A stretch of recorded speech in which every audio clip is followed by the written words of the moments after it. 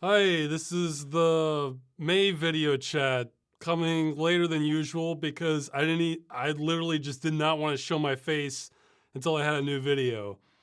Even then, it's still a little sluggish, and I originally was thinking about giving details on it, but I said, no, just I'm sorting it out. It's gonna get sorted. So a lot is still happening.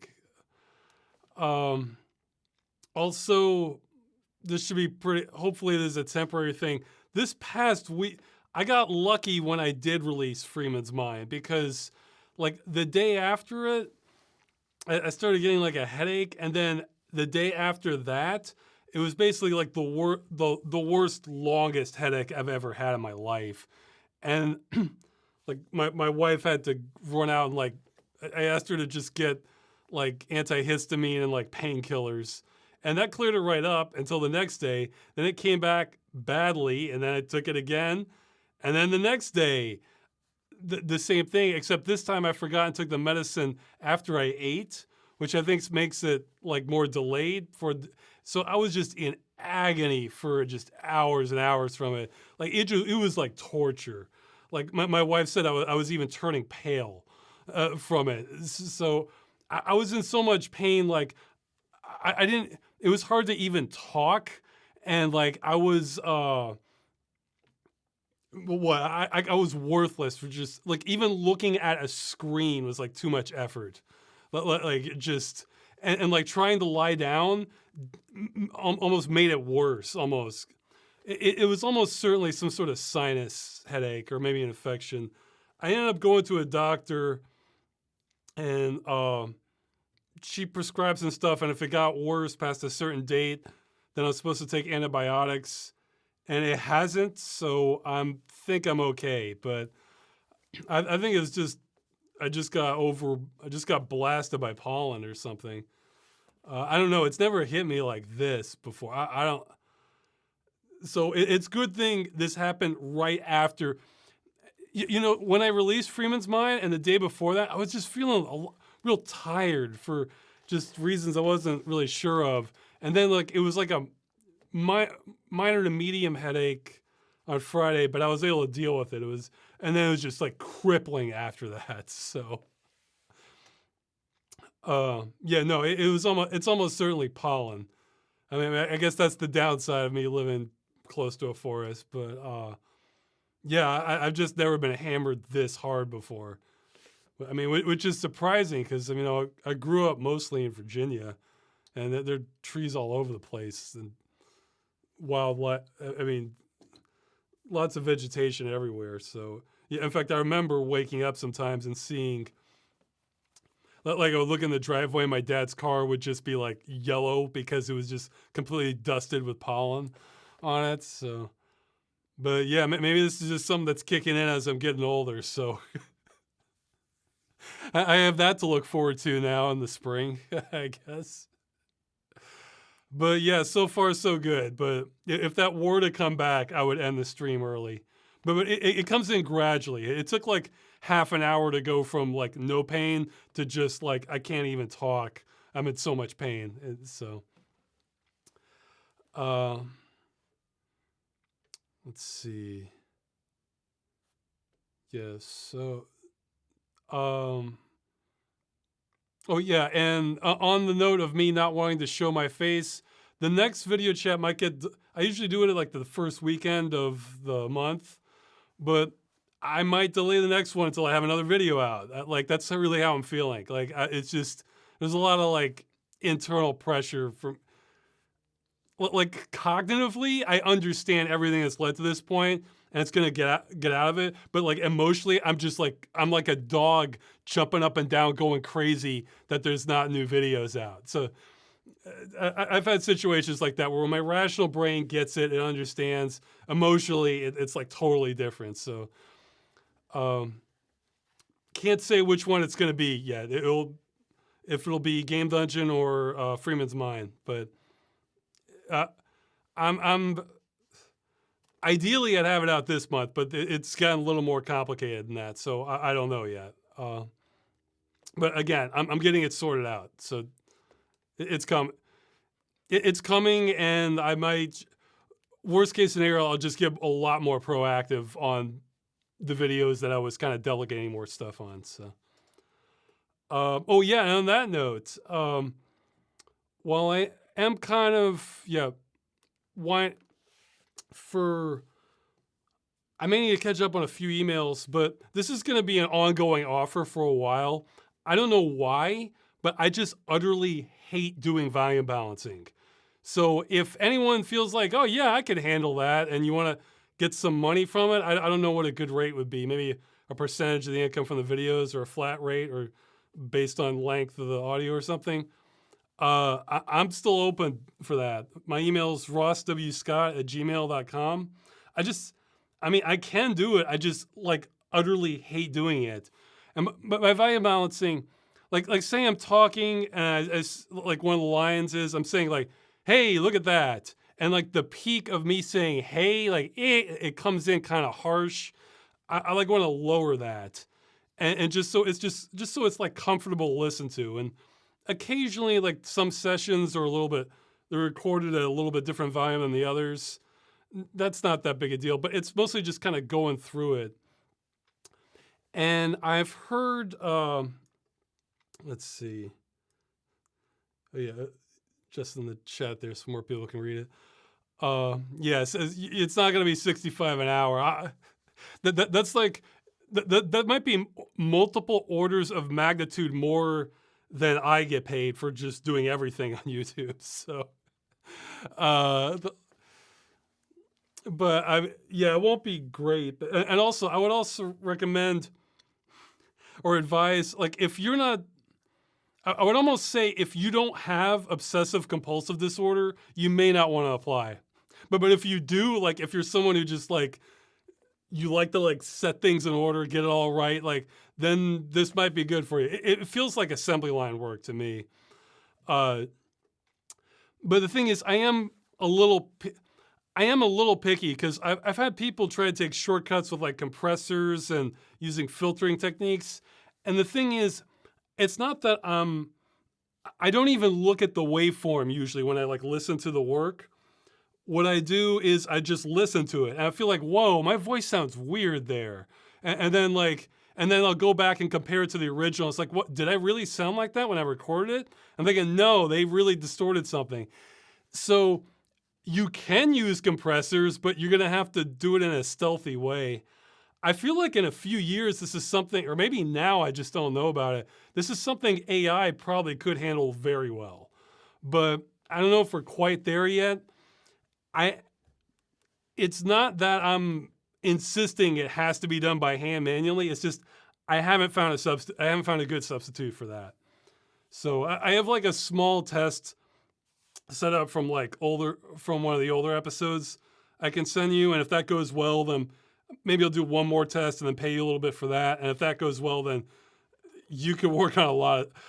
I would just love to be able to just send the dialogue file or somebody and just trust that they're gonna balance it pretty well. And maybe I'll adjust like 2 or 3 things on it, like, maybe that part could be a little out, and then that's it. I'd love to have that level of blind trust and just be able to pay for it, because I just hate doing it. I don't know why, I just utterly hate doing it. However, if I don't do that, then it's gonna hurt the watchability of the videos for sure. Like you would have to like have your hand on the volume controls, and there'd be too much dynamic range. But see, some people are, if you use a limiter at the time of recording, it really helps. Well, hey, send me some advice on how you would recommend setting that up. So there's, do you have any videos for reference how volume balancing ought to be done quality-wise? Probably, but I don't know which ones, because some of the game dungeons or Freeman's Mine, I was like a little sloppier on. Others, I probably did a better job. I don't remember which is which. Maybe the viewers could tell me like which ones that they thought the audio was smoother on. Like, maybe you guys could tell me which are the better candidates for examples of that. Because there's multiple layers of this. I'm willing to pay for all of them, almost. Where, because the one I almost always need is just my dialogue balance against itself. So, you know, if I'm if I'm a little louder in some parts, or there's just some vowel sounds, they just come through too harsh or spike. Then it will what? Then we want to keep that under control. But then this is more of an issue for Freeman's Mind than Game Dungeon.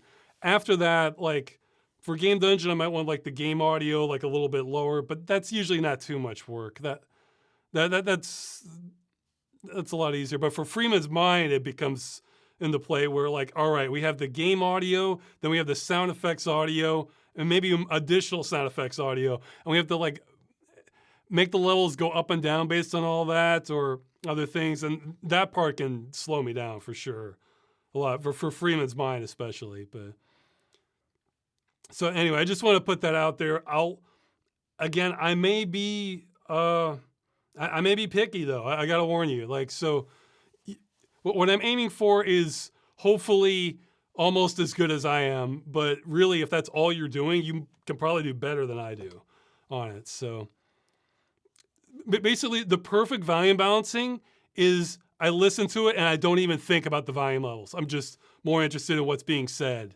and like things don't jump out at me unless they're supposed to, you know, like an exploding barrel in Freeman's Mind, that sort of thing. So,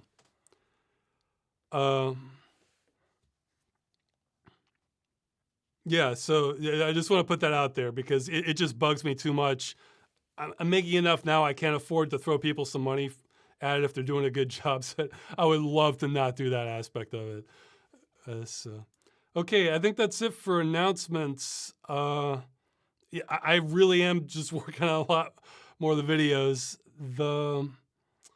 Yeah, I guess I'll get to the questions. So, oops. Chat to this. I'm organizing windows. 1 second. Yes. I don't know if I'll get this. Some of these were like bigger questions. So some of these though I took some notes for a few of them where, you know, usually I have some questions where I have to think about it. So some of these I took some time to think about it. So yeah, okay. So the first question is loaded with 4 questions, but this was the top voted one. So what is your favorite aspect of a video game? Is it visuals, aesthetic, features, functions, story, stuff like that? What game or game series always fills you with that childlike excitement every time you boot it up? And outside of video games and the internet, what are your passions? Normally I try to shop off these multi-question ones, but it was the top voted one, so I'll go through all of them. Favorite aspect of a video game?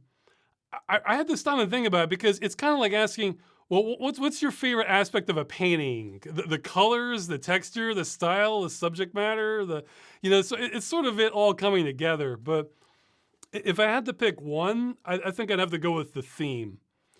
So because I was thinking you could have because some themes interest me a lot more than others. And I think I listed, yeah, like check the games list video that I did, Ross's Big Games, because in that I list like some of my biases for stuff that I like. But like I was thinking you can have a first person shooter and like let's say the exact same like mechanics and visual fidelity, that sort of thing, but one of them takes place in the Middle East and it's maybe based on like real world events and maybe they're going for more of a realism angle.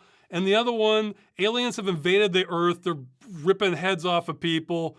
A lot of cities have fallen, but you think you can start carving out like this territory to like punch back at them. Like I am so going to be more interested in the second one than the first one.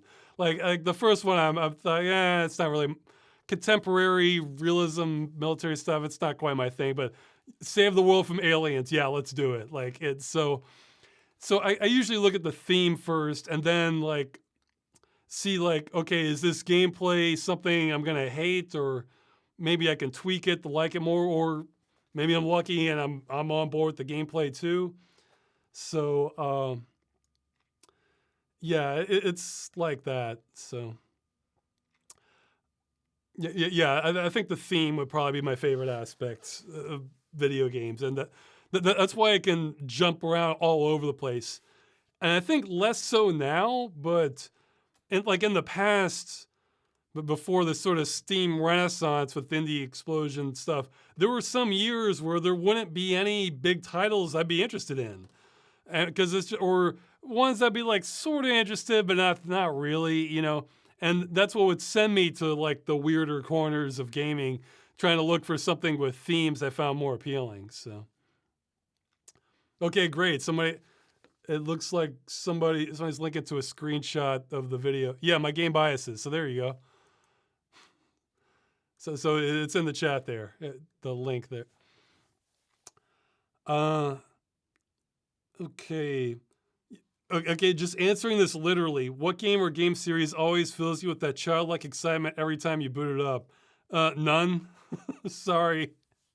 It's like you get kind of you develop a resistance to something. It doesn't mean I still don't enjoy games a lot, but like where I'm just like like I'm not sure any really do it.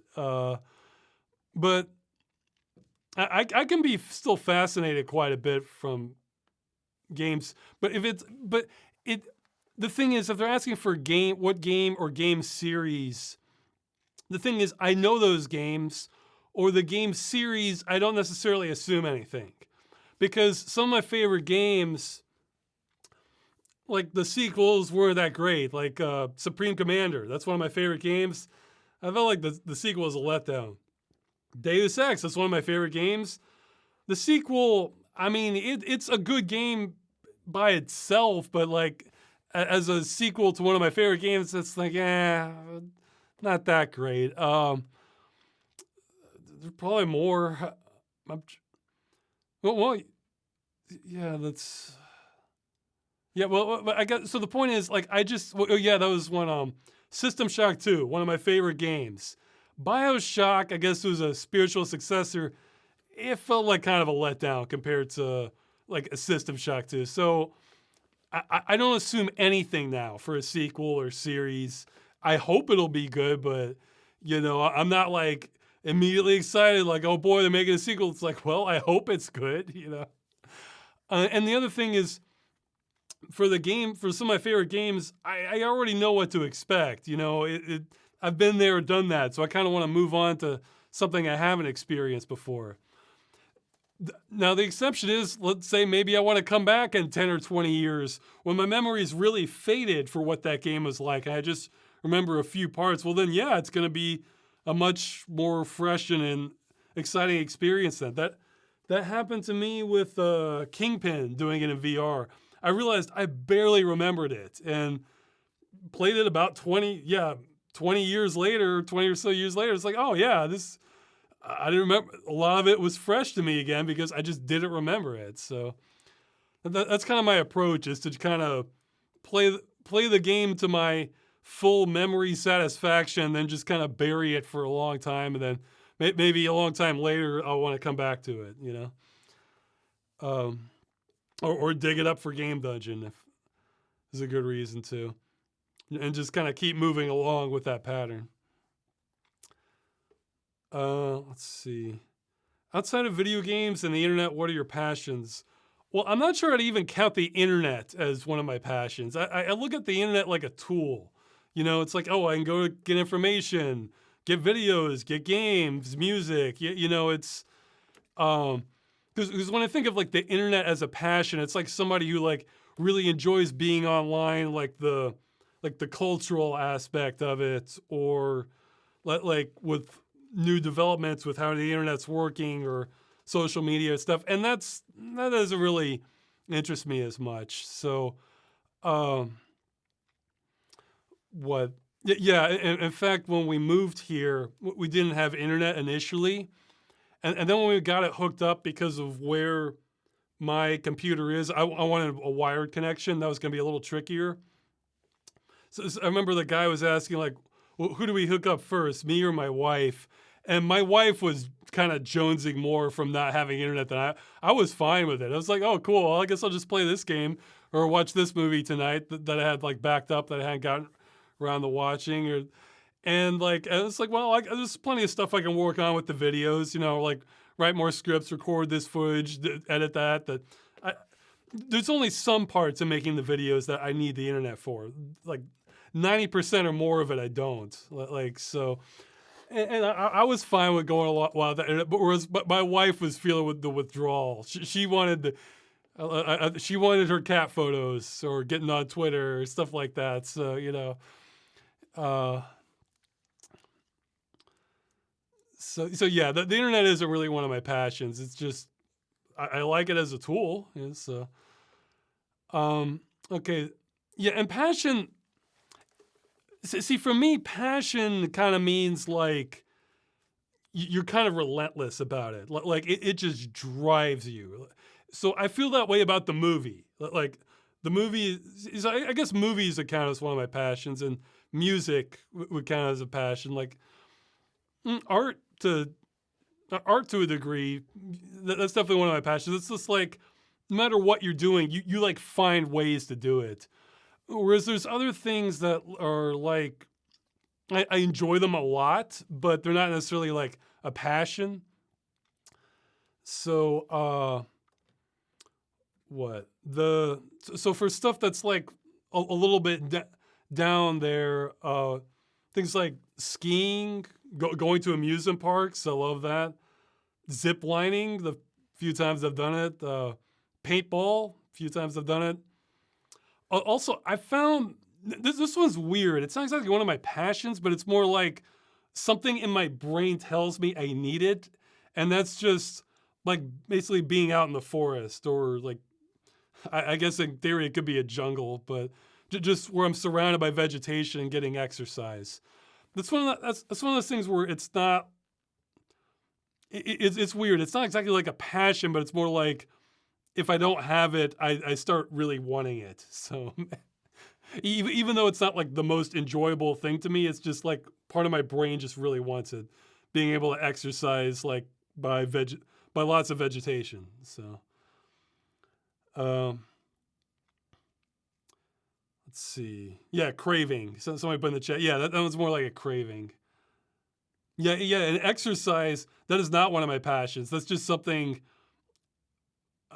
I vastly prefer life exercising rather than not exercising.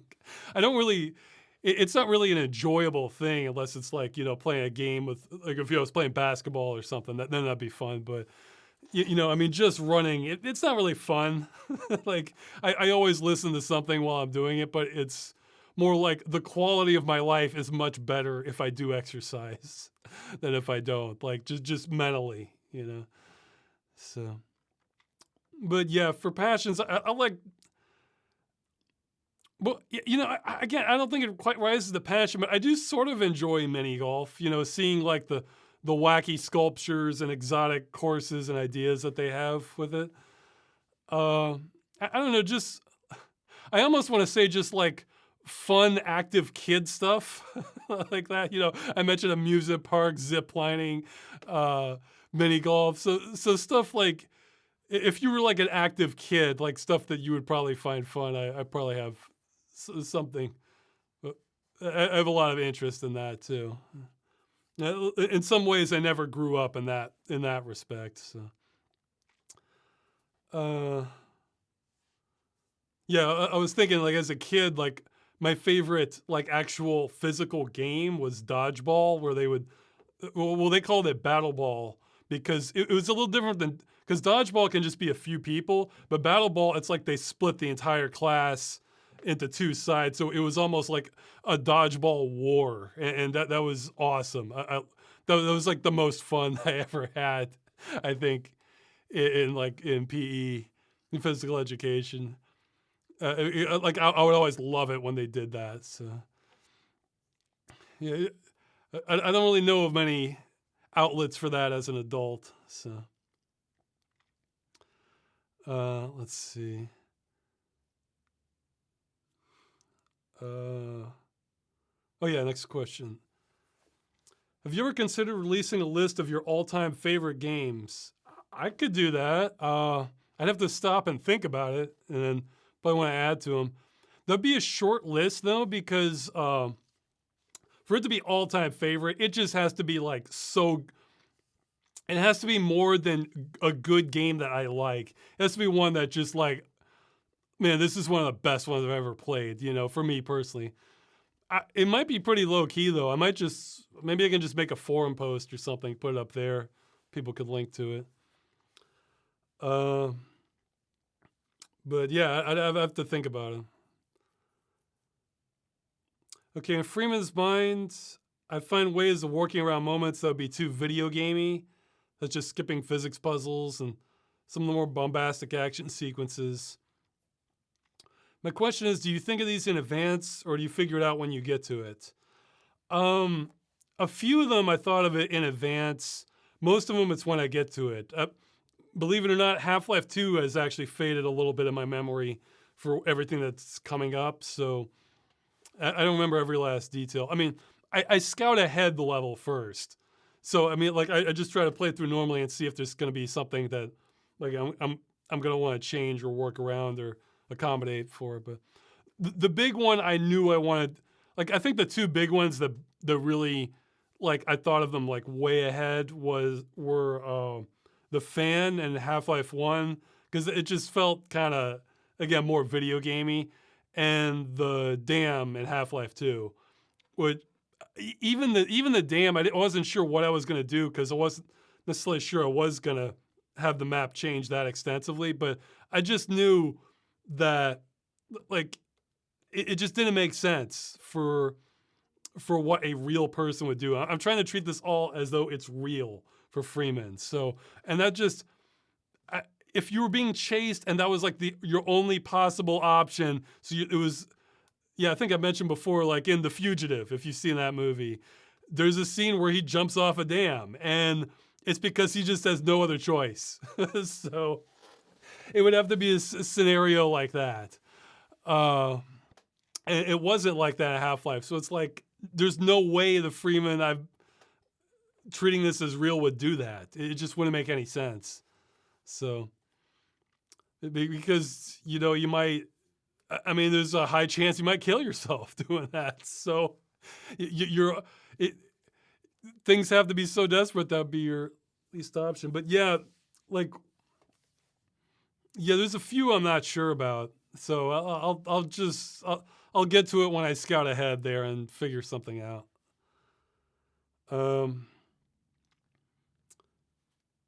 And okay, yeah, I don't understand how Reddit does this. I'm just going in order, and apparently it's ordered by best. And that last question had 8 points. This next question has 17 points. So I don't know why this was below it, but they're saying, what about making Freeman's mind continues to engage you? Well, has the process of writing gags, jokes changed for you over time? The second part, no, not really. It's still pretty much the same process. For what engages me, it's, if I'm being 100% honest, because I don't want to let people down. I mean, I don't hate doing it, but it's like, I know people will be disappointed if I don't keep going with it. So I want to, it's not like a one-way thing. If nobody was interested in Freeman's mind, I'd probably just move on to something else. Like, maybe more experimental videos or more Game Dungeon. Game Dungeon, I think I enjoyed doing more. But hey, maybe I'll enjoy Freeman's mind a little bit more if I get more volume balancing help. That'll too. But I mean, but I figure if I am doing it, I want to do it right. So yeah, I don't want to phone it in, like, because then it's like, if I were to do that, then it would make me think, well, what am I even doing? Because if I feel like if I'm doing Freeman's mind, I want to try my best to make it funny and fun to watch. So if it's not, I don't want to be like, the equivalent of like Garfield comics, where it's just not even funny, like 90% or more of them, but you're just putting it out because it's a job. It's like, no, there are other things I can do if I'm at that level of disengagement. So, like, I really don't want to hand you guys garbage. So I'm quite aware of that. So if I am doing it, I'm going to try to do something that is funny or I think people might like, that sort of thing. Yeah, in fact, I was a little worried because I remember a lot of people I remember seeing a lot of comments saying that, like, oh, they can't wait for Ravenholm. They can't wait for Ravenholm. I was saying, well, I don't really have anything that special planned for Ravenholm. And I guess but I got lucky in that when I was doing it, the right thoughts came to my mind. I was thinking, I think this will give people some stuff to chew on. Like I think the funniest part for me personally was when I was talking about, like, I noticed that they had laid down, you had the cardboard box decal over the blood stains. I was thinking, oh, now they just laid that down so they could walk across it, like they're so they're so jaded by bodies and blood everywhere that they're just trying to keep their feet clean. Like, that wasn't although the dad comment, that was one I had in mind for a while. That one went back for a while. So yeah,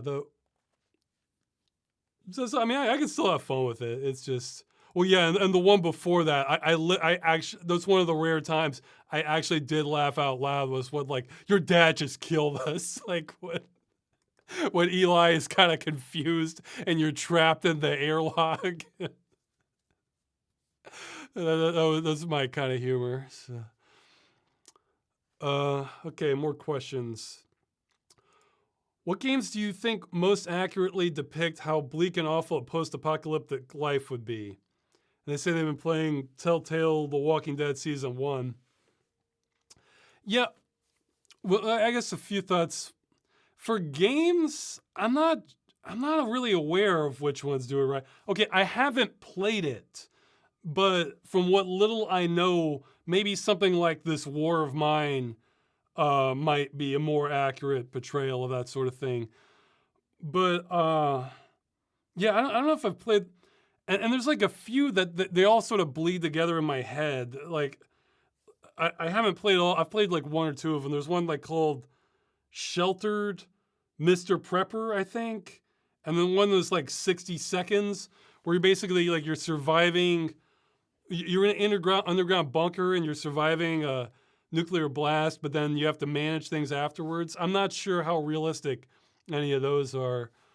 Well, no, I want to. Oh, okay, okay. Most accurately depict how bleak and awful post-apocalyptic life would be. Yeah, because I realized I misread it, because I was thinking what I think the most realistic portrayal, but I realized it wouldn't be post-apocalyptic, it'd be dystopian.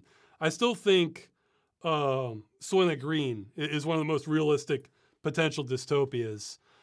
But that they're asking post-apocalyptic, so that's a little bit different. Yeah, post-apocalyptic, it really depends on what the apocalypse was. Okay, yeah, the Survivors show from the 70s. Might take some looking around to hunt that one down. That one's pretty believable. Yeah, seems like every episode they're just dealing with, like, this logistics situation that they're trying to adapt to. For shows. For games, oh yeah, what I was gonna say about The Walking Dead. The Walking Dead, I actually don't consider the most realistic, because The Walking Dead, what it reminds me of is it's sort of like a roguelike where, like, somebody's tweaked all the values so that it's always going to be bad. like, I think The Walking Dead is like worse than how, like, an apocalypse of that nature would be. Because in The Walking Dead, it's like there's a couple, the general portrayal is like there's a handful of good survivors out there, and every other single person is just some monster, like a warlord or cannibals or just slavers, something like that. Like, it's all just horrendous. And I think for I think in an apocalyptic situation, it's not that that stuff won't happen. It's that that stuff tends to be a little more isolated. And most people like to like have some semblance of order, and food and like stability. Um, like there's sort of a trope where they use like having, or if you own two cows, that they use that as jokes to illustrate different concepts, like or different governing styles or economic systems. And I remember one for you have two cows, and the one for anarchy was you have two cows. You either take them to the market and get a fair price and sell them to get a fair price, or you're killed by bandits on the road there or back. So it's most people don't like true kind of anarchy or chaos where there just is no order. Most people like having like some semblance of protection against bandits or just violent lawbreakers, that sort of thing. And they like having some sort of regular food source, So you would see some communities kind of like naturally formulate, and some would be better than others. Some would be dangerous. It's not that the stuff in Walking Dead can't happen. It's that that's Walking Dead really makes it feel like that is all there is. Like every place that you go, there's something horrible that's going to be underneath everything you're seeing, or on the surface in some cases. So again, it feels like Walking Dead. It feels like somebody tweaked with the values so that it's always terrible. But again, it depends on the type of post-apocalypse too. Like a post-nuclear one would be really horrific. Like again, I'm thinking more movies, but there's a movie called The Day After, not The Day After Tomorrow, just The Day After. That one's more on the realistic side, and it's horrendous. Like, don't watch that if you want a good time. There was another British one I forgot the name of that had a similar feel to it. It was in the 80s. It might be Threads. Okay, yeah, the chat knows. Okay, so it sounds like Thread. Yeah, there's one in the UK that it's similar to The Day After. That one's very realistic and it's horrendous. You don't want to watch that if you want to have a good time. But so I'm saying the Triffids. Well, we're sort of blurring what's realism, because if the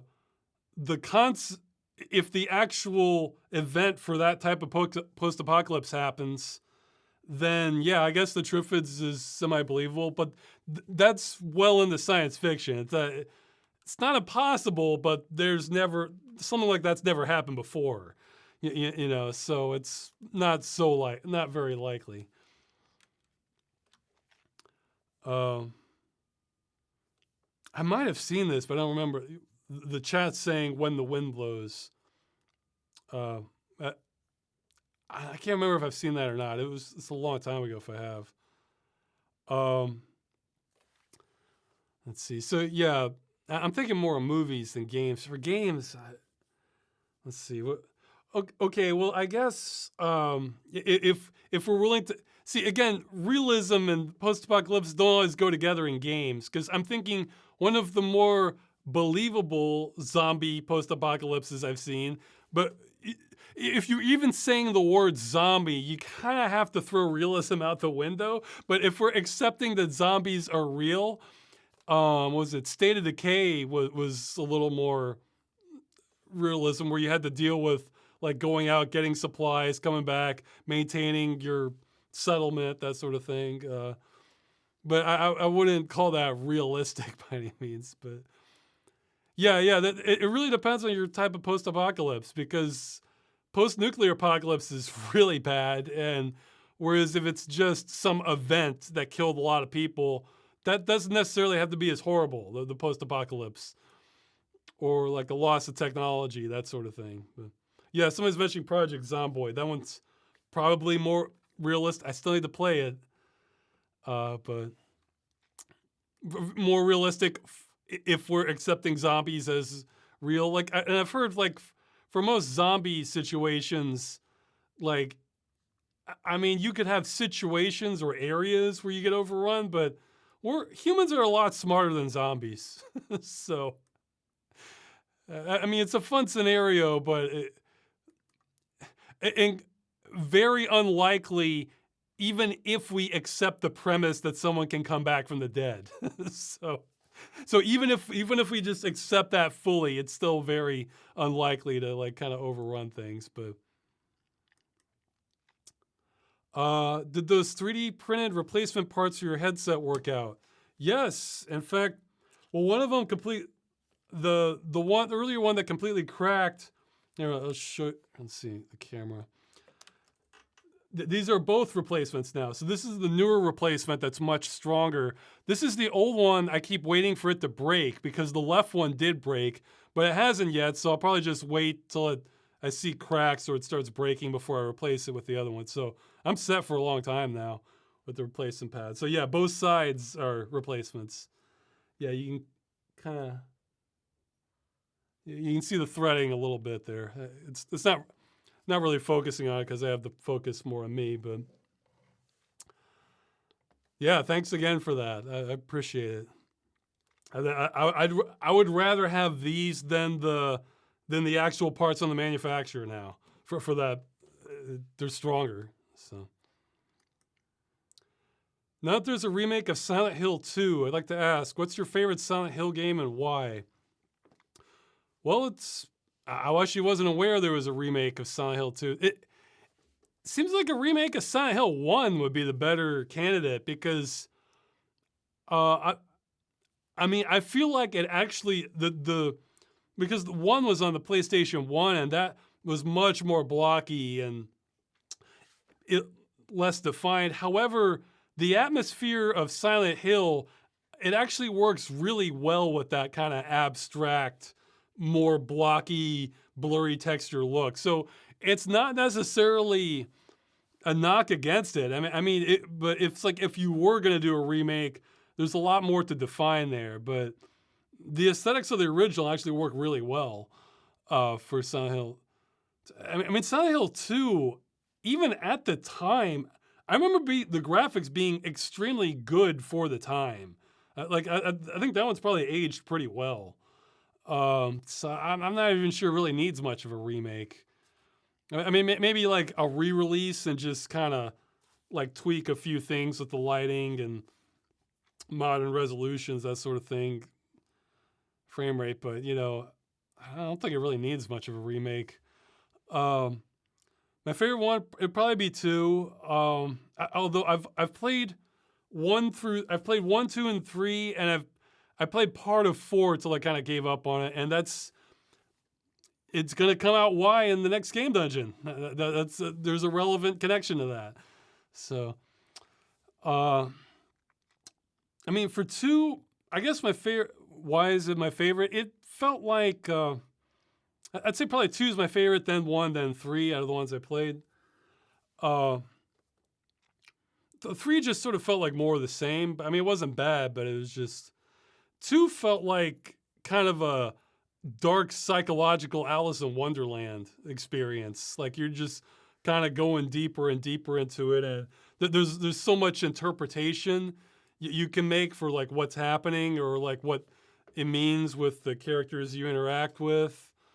It's definitely a mystery going on with what's happening, and it goes in deep into a lot of psychological issues in a way that's kind of digestible for me. Like I mentioned before, I'm not really into like lots of depressing games or media.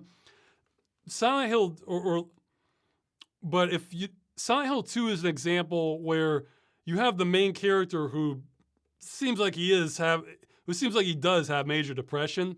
However, he doesn't just wallow in it.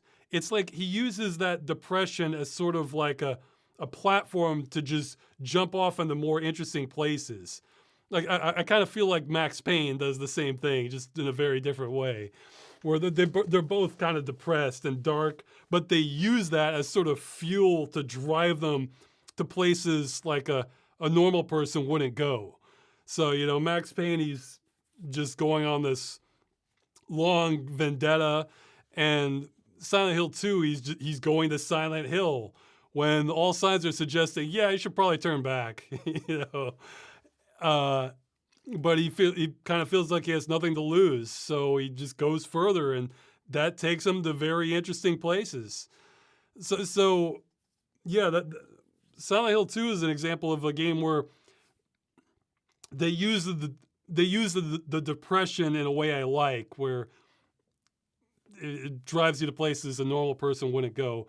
Whereas I don't like the depressing games where it seems like they're just kind of wallowing in the depression. I don't need that. I mean, if people enjoy it, great, but it's just not my kind of game or movie, that sort of thing.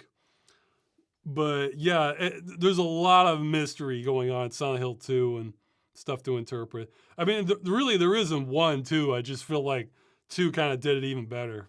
So,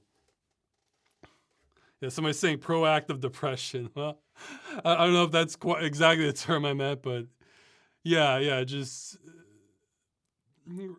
Oh, well, actually, yeah, I think I mentioned it before. Like the classic example of this is was it Heart of Darkness, where you get, I forget if it's expressed overtly, but you do get the feeling like the main character, maybe he's depressed, or maybe he's just kind of like jaded on a really deep level.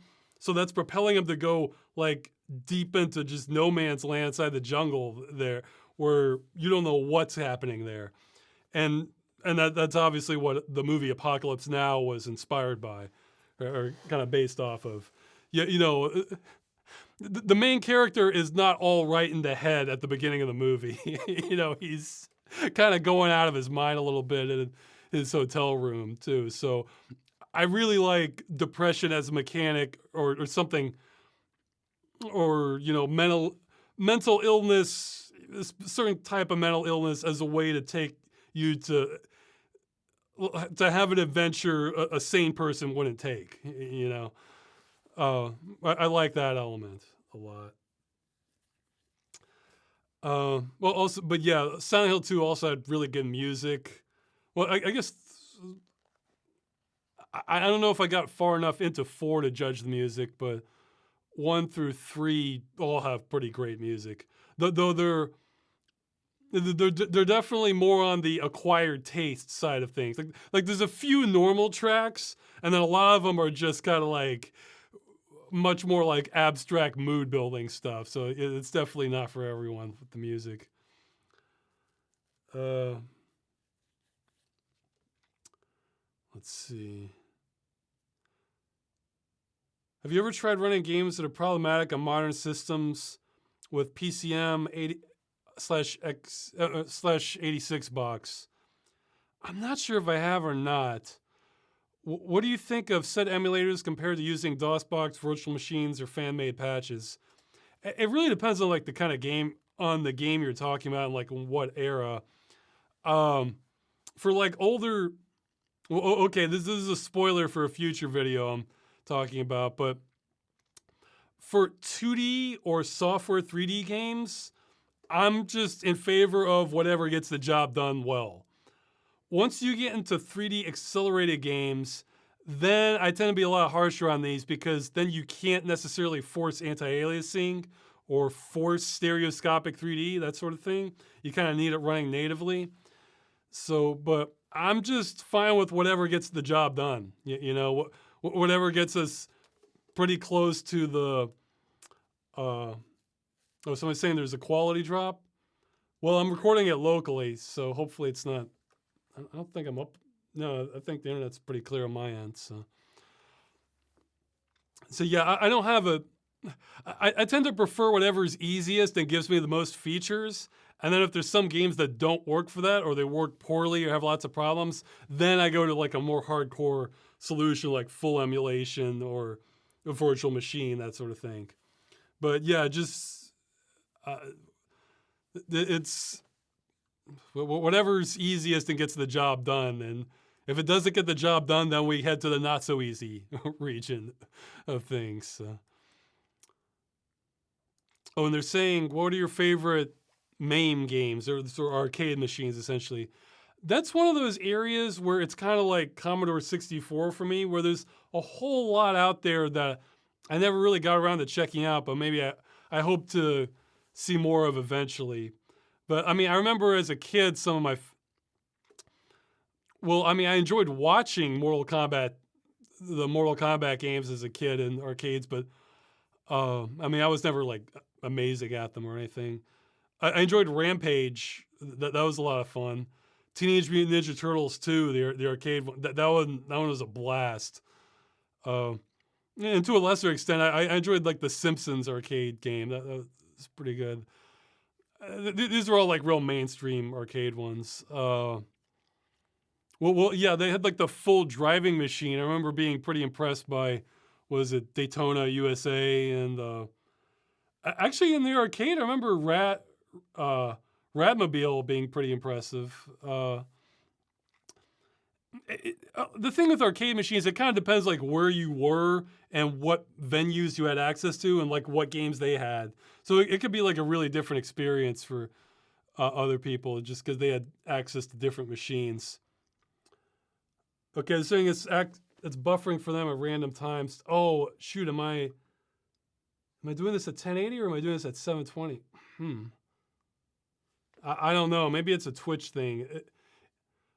Tell you what, if there's an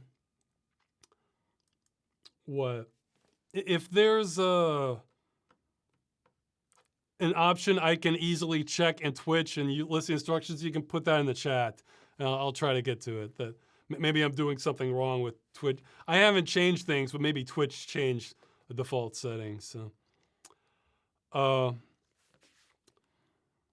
but yeah, I'd have to think of more. I mean, there's a lot of great ones though. I'm just thinking of some that are off the top of my head.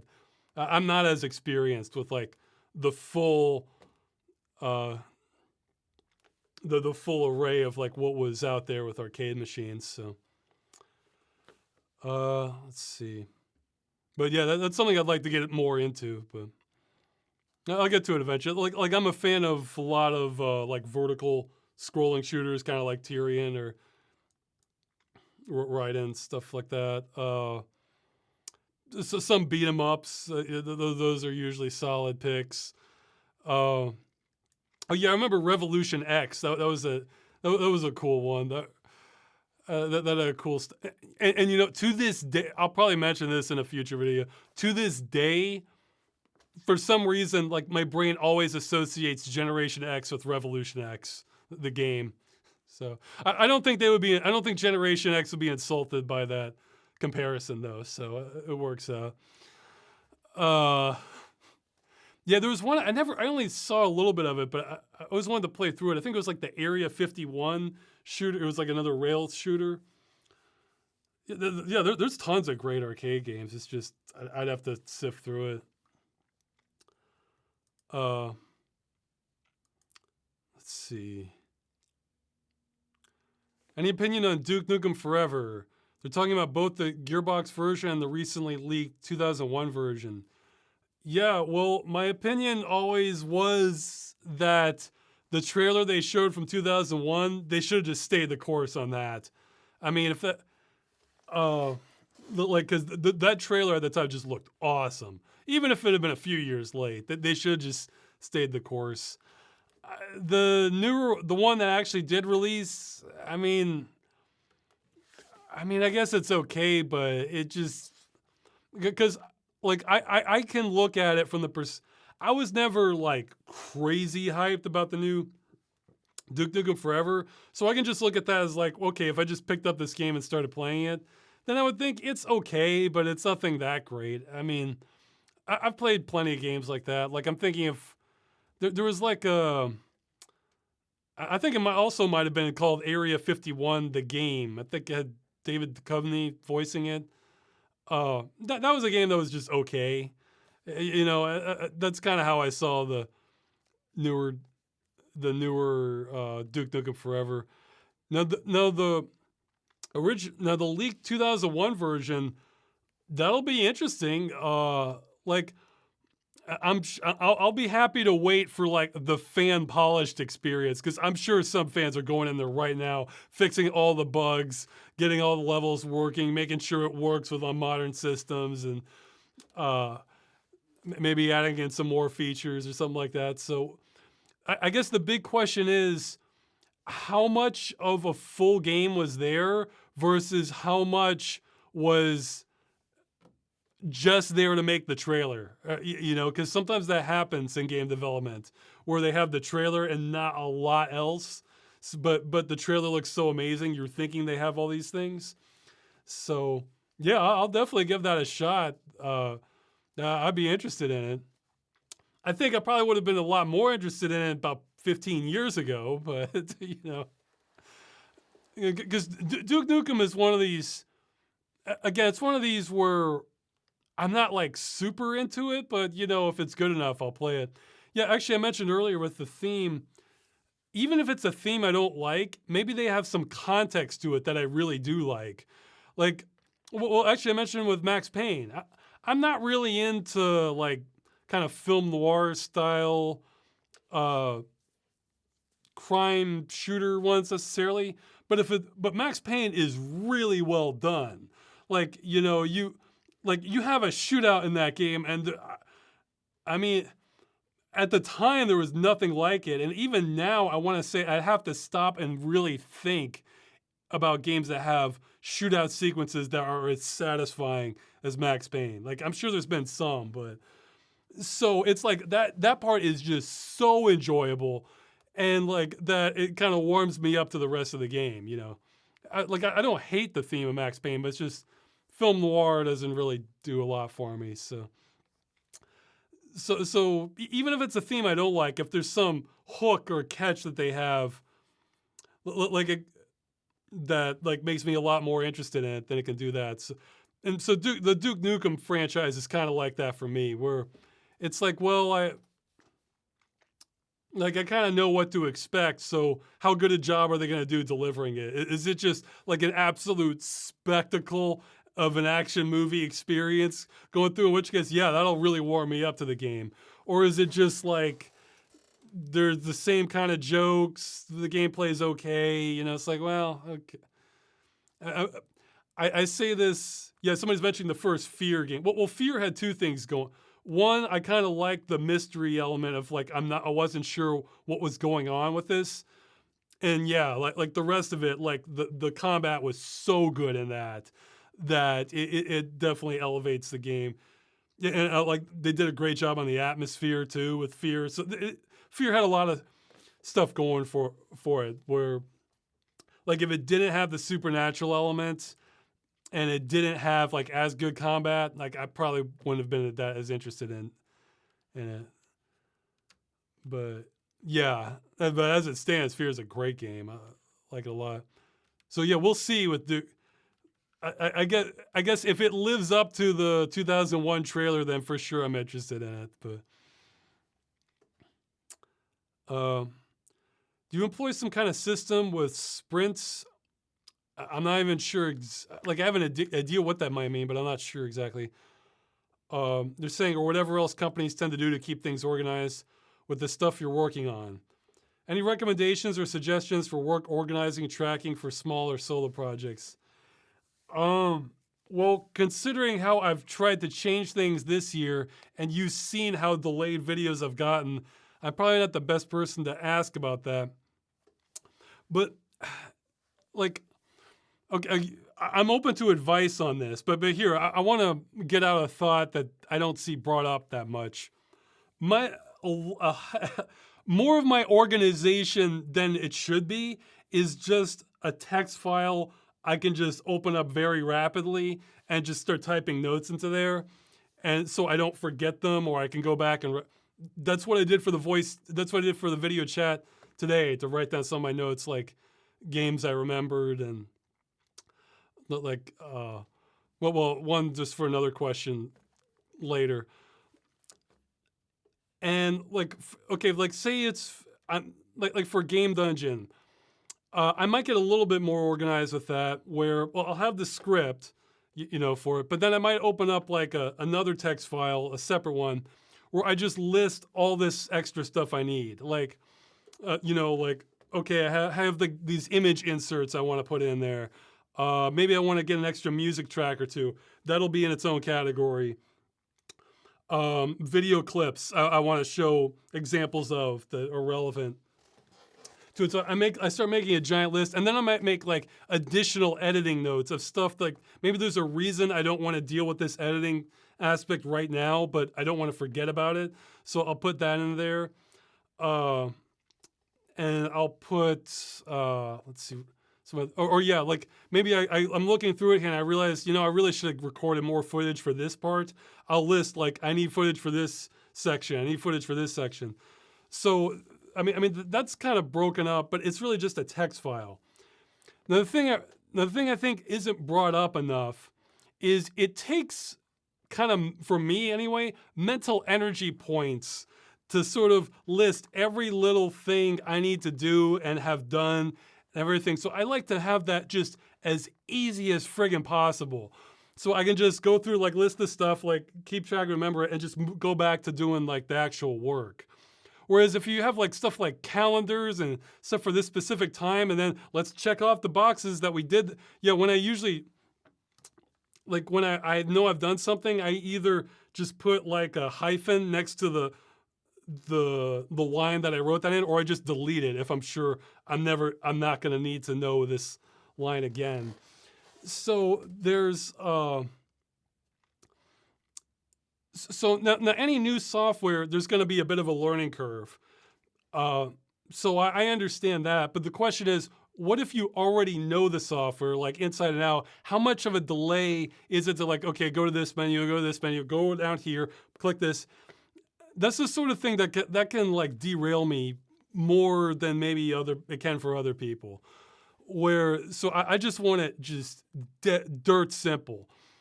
Now for larger projects that's not possible, but for like the stuff on the scale of something like Game Dungeon, like I can kind of get away with like text files for things. But I'm starting to adapt a little bit more, like especially with editing help.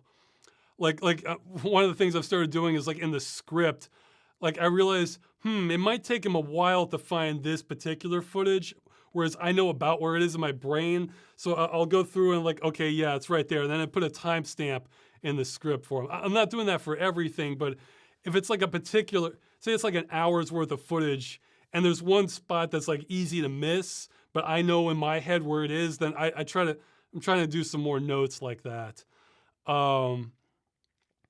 So I'm wondering, like, what's good for organization that you're not spending your mental or my mental energy on the organizing itself. Like, if I'm spending mental energy points, I want to be thinking about like, what's the best way to write this, or how should this shot come after the next one, or like what would be the best way to organize this so this feels good. Like that's what I want to be expending my brain power on, not just keeping track of every little thing. For that, just open up a text file, just write it, fine, done. Okay, maybe there's a duplicate in there, whatever. I'll figure that out later, that it's duplicated, that sort of thing. So, yeah, somebody wrote brain input output, and that has a symbol clutching their head. So, yeah, maybe people have like insight on that. Like once you know the software, like what just allows you to just get in and out really fast,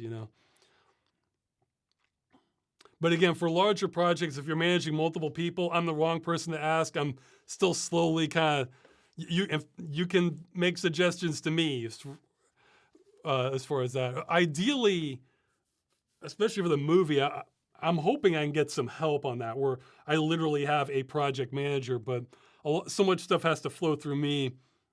It can be kind of tricky figuring out a balance between letting someone else manage it versus all I'm really doing is just telling them to repeat stuff I'm already doing myself, so it's tricky. But yeah, I for sure would like to have a project manager of sorts, but figuring out how how all comes together when I'm actively involved in so many different aspects also is it's a challenge. Okay, next question. Do you believe the world as we know it is essentially doomed since increasing oil prices will lead to transporting costs skyrocketing, which makes the global marketplace the Western world is used to impossible for the average consumer? And they've talked about this with people. The more optimistic takes consist of arguments like increasing prices, increasing prices create economic incentives for innovation.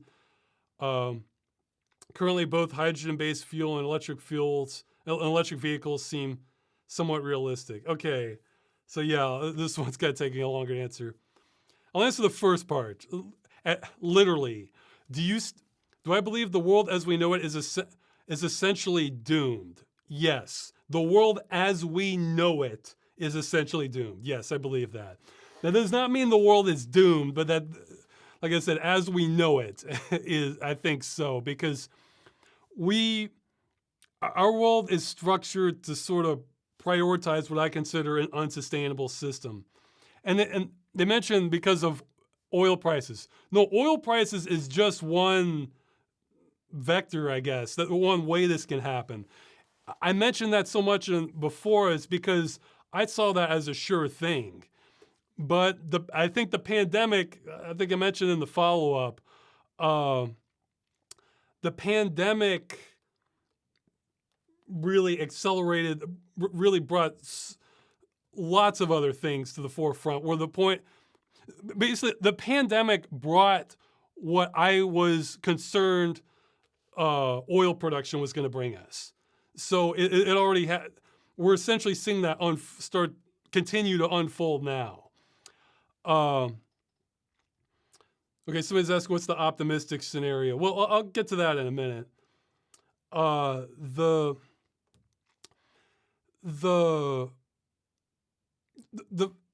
point is our system does not work in the long term. So the longer we try to prop it up or just make tweaks to that, I don't think it's not just oil. It can be things like kind of food production or materials production or just kind of not collapsing the ecosystem so that things that are considered renewable resources stop being available resources or extremely limited resources, that sort of thing. I mean, yeah, so they're saying that, yeah, they're saying increasing prices creates economic incentives for innovation. That's not false. However, the innovation required, I think, is unrealistic to take that mentality. And in the past, I kind of compared that to, like, let's say you're doing like a course for high school or college, and you have a big no. Let's say you have a big test, and an exam, and you've been kind of just winging it throughout the whole class. You haven't really been studying anything at all, been skipping classes. However, you think that if you can get it all together, and if you just crunch through the night before and just hardcore study everything, then you're going to be okay for the exam and you'll pass. Well, maybe. Some classes, I have seen that kind of be the case, where if you just are laser focused and just grind through all the material and keep like fantastic notes and get that memorized, then you can do pretty well in that exam, even if you've just been loafing most of the semester. Other classes, not a chance. So I kind of see this as kind of like that. That's sort of a faith-based argument that future innovation will save us. I'm more of the mentality is, why wait? Why not just start planning for something where, based on our current variables, like we'll be okay in the future also, as opposed to like waiting for the last minute.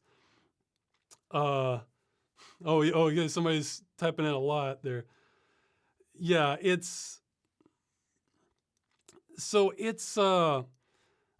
like I'm a fan of like planning ahead and like going with that system, and then planning for contingencies. Like, let's say we misjudge something. Well, then let's have a plan B that maybe be a little rougher, or plan C, that sort of thing. And then along the way, if technology does get a lot better and change the paradigm, well, great, then we can adjust our plans to that. But it's like now it's like like I think like with the economy, we have, what's it called? It's like just in time manufacturing or something like that, where they cut costs to have everything just do like just at the last minute you get the supplies in, and a lot of that kind of broke down with the pandemic, and I think a lot of it can keep breaking down more on levels we're not really ready for. Like they're talking about electric vehicles and hydrogen based fuel. I mean, well, for one, hydrogen, you need energy to generate that, but I mean, that might be a solvable problem with some power sources. But I mean, everything going to electric vehicles, I could be totally wrong on this. My understanding is the door for that, I think electric vehicles are something like 1% or less than 1% of the total current transportation network compared to fossil fuels. Let's see, vehicles. Let's just say percent of. Let's just check percent of cars. Okay, I just did a Google search. Sometimes this isn't always right, but they're saying from Reuters, less than 1% of the 250 million cars, SUVs, light-duty trucks on the road in the United States are electric. Okay, well, that's just the United States, but that's less than 1%. The United States is a huge, motor-centric nation. So that's my understanding is for us to like really replace like combustion engines, it's like that to do it smoothly, like that ship's already sailed like a decade ago. So it's not that we can't transition some things, but it's like we're not thinking big enough then. I could be wrong in that, but I mean, those are projections I was reading a while back. I mean, I think, so you have to think more of something like trains to buy us time. So, if you can just get like millions of cars off the road and kind of keep it more for just people, for like the diehard enthusiast, or for things where just trains or mass transit aren't practical. So that buys us efficiencies. That could buy us a lot of time for that. But there's other variables going on too, which was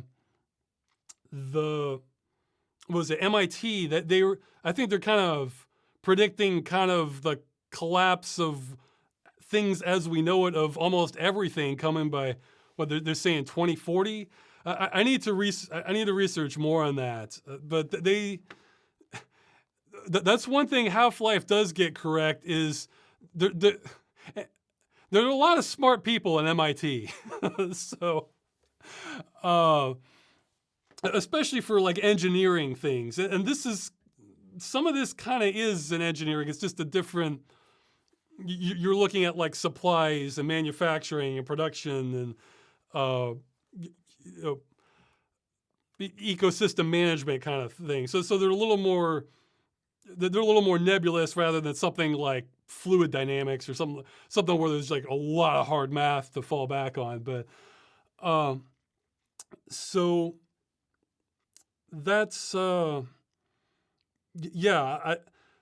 world as we know it is doomed. If you want some optimism, humanity tends to be better at responding to problems the more obvious they are. So the question is, like, can we have technological developments that can kind of rise? Some of these problems we're not going to prevent because, I'm thinking of something like global warming, or because there are too many things we needed to do earlier, and we're probably not going to be responding until like a lot of the equator becomes unlivable or something like that we're going to be taking it seriously. And by then, there's cycles going through that take place. But yeah, like if you want like some hope that things aren't like doomed as far as global warming. Well, if things, okay, let's say it's getting to the point where like the equator's unlivable and like we are collapsing food systems, like we're just not going to be able to grow enough food. So then it's really looking just like death and doom. Hopefully before that point, again, I do not see us changing simple things, but if we're scared enough collectively, one, then maybe we do have something like where we literally start blotting out the sun in the sky so it's cloudy all the time. And that lowers temperatures enough that maybe we can grow more. However, that's more like the devil we don't know than the devil we do know with global warming. So, because that would cause all kinds of other problems. And a lot of people like the sun. So that's not a great solution, but yeah, if things get bad enough, maybe we can do innovation on that level. You know, or I've heard we might be making breakthroughs with food production and like a lot in just like an unfathomable amount of space, like compared to like what we do. Yeah, so instead of having fresh meat and vegetables in the future, maybe you're not starving, but all you're getting is your nutrient bar that's been processed by who knows what kind of genetic processes in just these warehouses somewhere that are incredibly space efficient for producing food.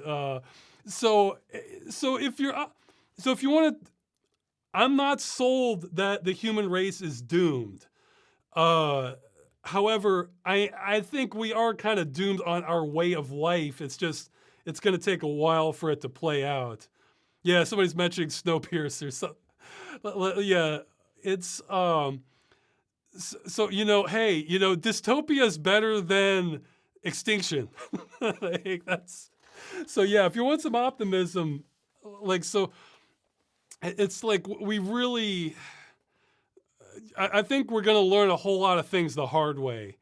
And I just hope we don't learn things like the worst way. That's why I'm really,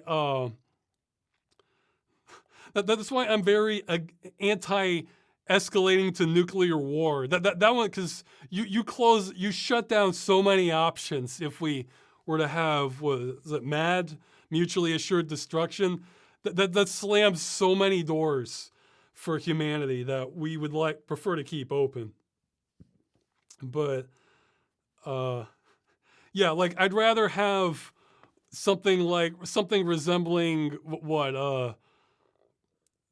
like a Judge Dredd exists. I'd rather live in a Judge Dredd society than something like The Road or Fallout. You know, you can eat and like. Uh, so so yeah, it's a complicated thing, but I think we have shut some doors on.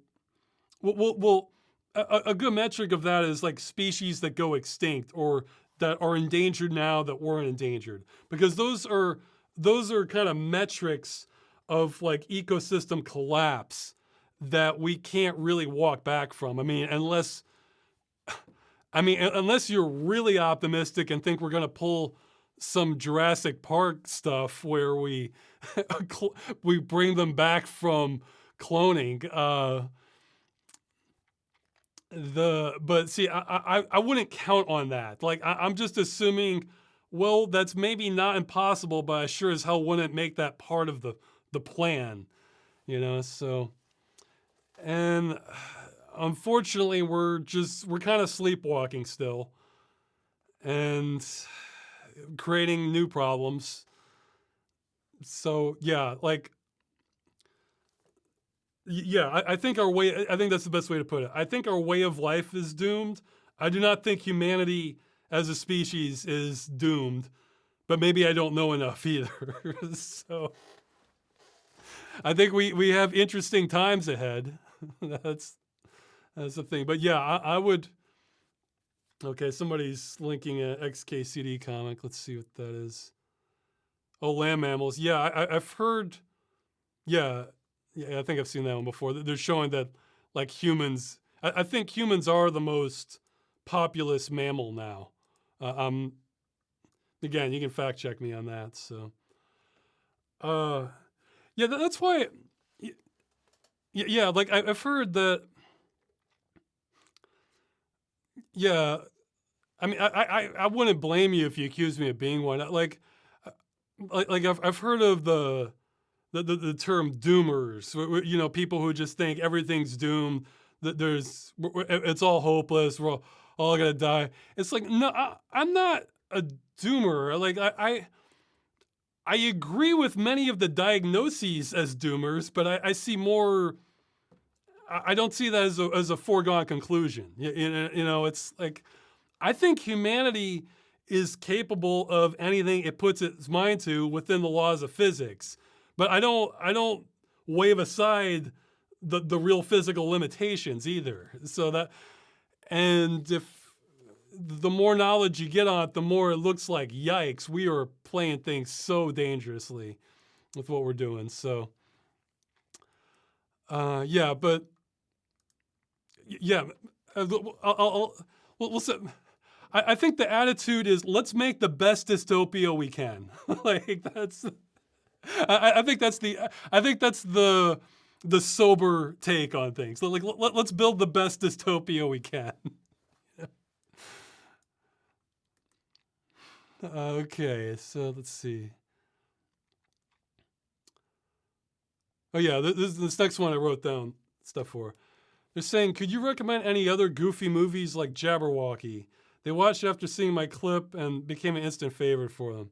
You know, I remember Jabberwocky being kind of dark too. So I'm not sure what I wasn't sure exactly what they meant by like how goofy they want, but I listed a few. I wrote down a few of my favorite comedies, and I mentioned some that are more on the goofy side too.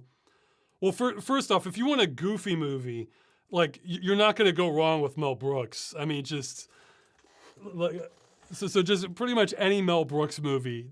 Just look up what he's directed. Also, for even goofier, more so for them than my taste, any comedy with Leslie Nielsen in it, he's gonna have. He tends to be in the goofiest stuff.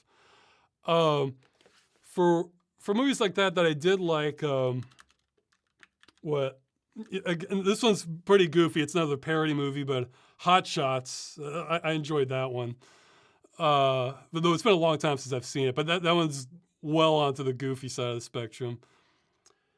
Okay, and then I made a list of like general comedies I like. Some of these are goofier than others. Mom and Dad Save the World. That one's pretty goofy, but that one's yeah. And the chat's welcome to list their suggestions too. So if you're watching this, you can look at the text chat on the side. Yeah, let's see.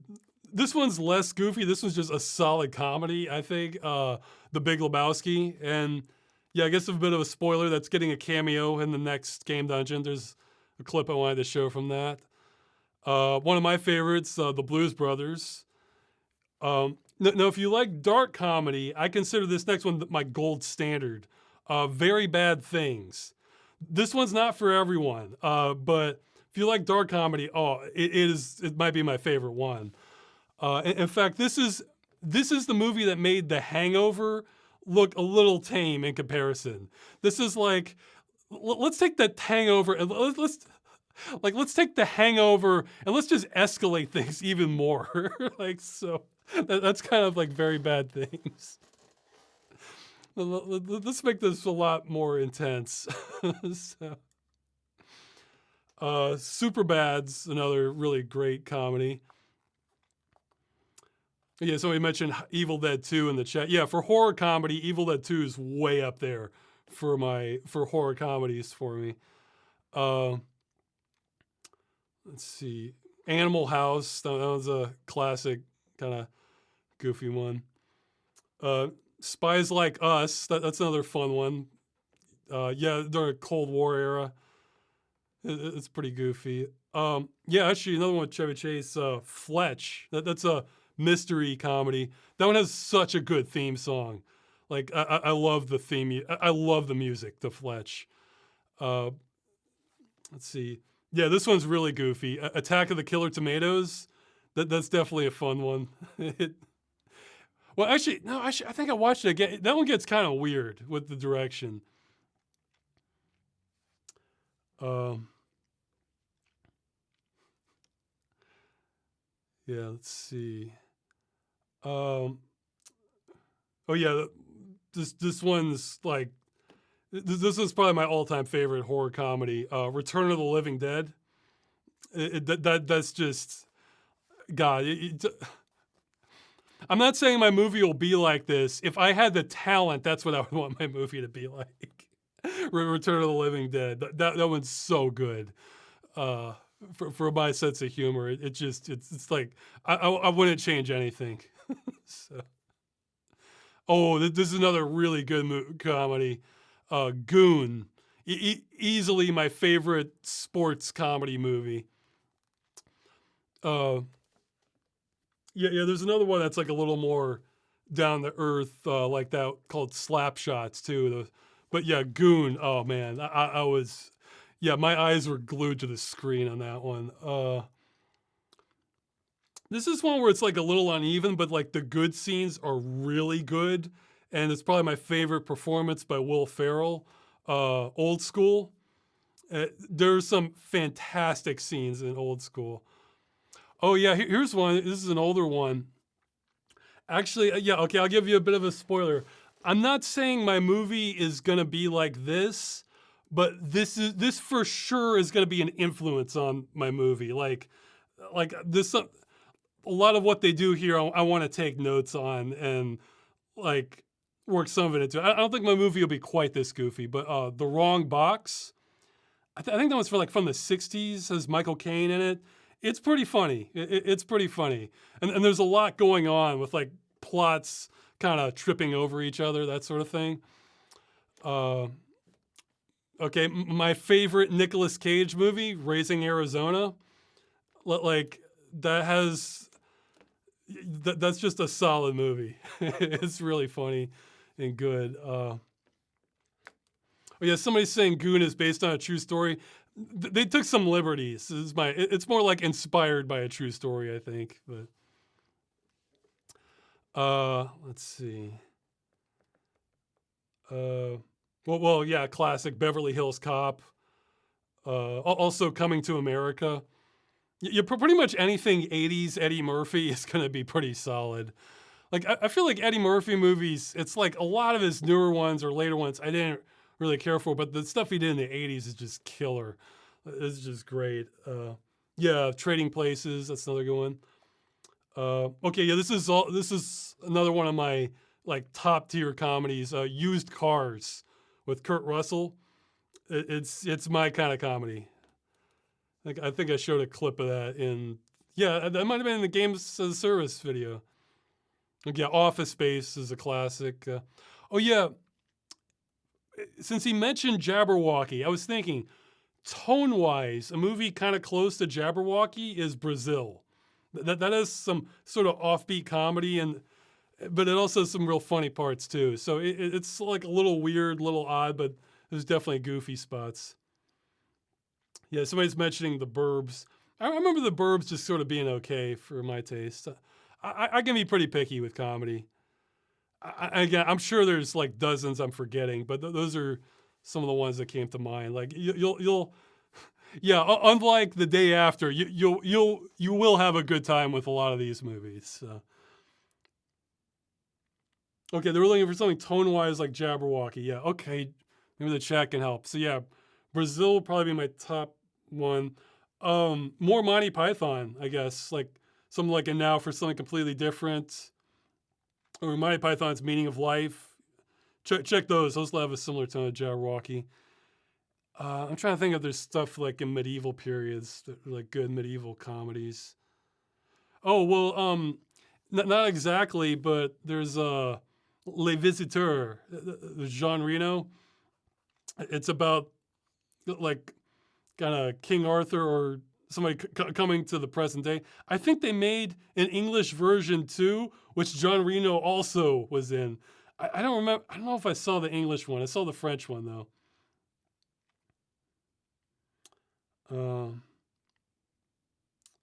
Yeah, let's. Okay, yeah. If they were looking more tone wise to, yeah, look up a bunch of Monty Python, because yeah, like a lot of, I think some of the Monty Python cast was in Jabberwocky, so yeah, look up a lot of Monty Python and then see like if look at these things where if you like this movie, check out these and like you'll probably get a lot more like that. Yeah, for British humor, I like a little more modern. What was it? I need to catch up on them, but every clip of them I've seen have just been like a lot of home runs. Yeah, Mitchell and Webb look. They have a lot of funny skits that I saw for British humor. Trying to think of some other ones. But yeah, this. Oh, somebody's mentioning it's a mad world. Mad world's kind of uneven for me. It's like there's definitely some really funny parts, but there's other parts that are just like I kind of groan or I kind of want to skip through. But it's kind of a mix for me. I guess yeah. Some people are mentioning titles I haven't seen. Like I haven't seen Johnny English. Haven't seen Peep Show. Oh yeah, somebody's mentioning Blackadder. Blackadder, I need to finish. I've seen the beginning like since forever ago, and I never watched through all of it. So yeah, Blackadder. Yeah, if you want something similar to Jabberwocky, definitely check out Blackadder.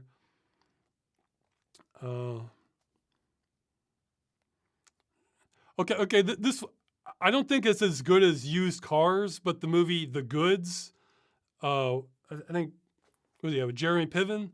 That has a lot of funny moments in that.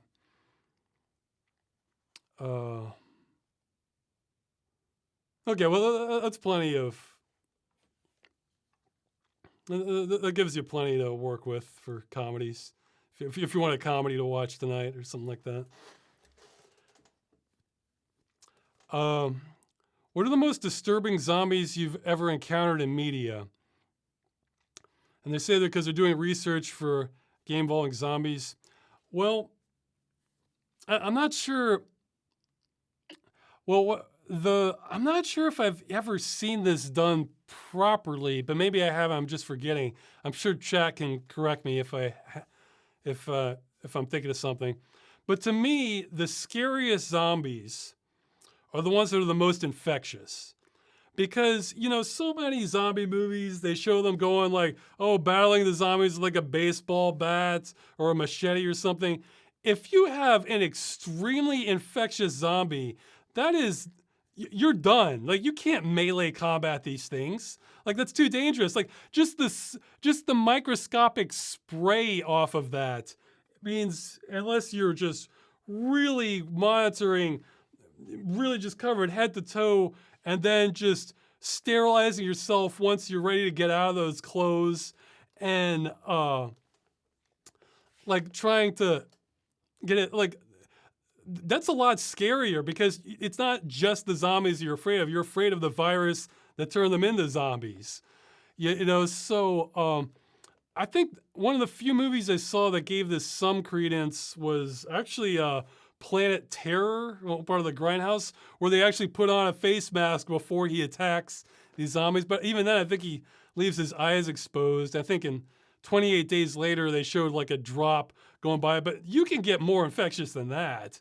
Like, there's a great scene. It's not a zombie movie, but there's a great scene in the movie Outbreak.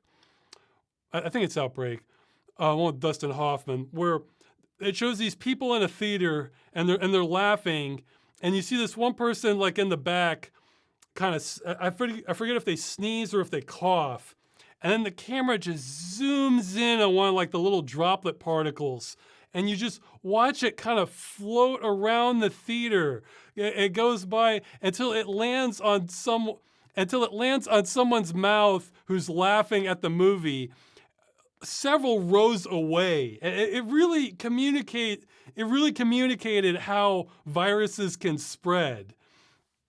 So like that to me, like that's a scary zombie. Because, yeah, I think one of the questions I got in the past were like, what were the scariest factions? Well, yeah, what would be the worst factions to fight in Warhammer 40K? And my answer was either Nurgle or the Tyranids, because they're so infectious. You know, just defeating the enemy, you're not done. You know, the threat's still there. So yeah, to me, like the scariest zombies are the most infectious ones. And I had an idea for like a zombie video where I was gonna kind of really communicate that, but I mean, well, I guess I mean even though it's a total comedy, the watch Return of the Living Dead. Those zombies are not easily put down. Like that's I won't spoil too much. I'll just say like if we had zombies like the ones in Return of the Living Dead, yeah, that would be a real problem. That would be a lot worse than something like The Walking Dead or 28 Days Later or Dawn of the Dead. Like that's even again, even though it's just totally, even though it's a total comedy, like the nature of those zombies, those would be yikes zombies.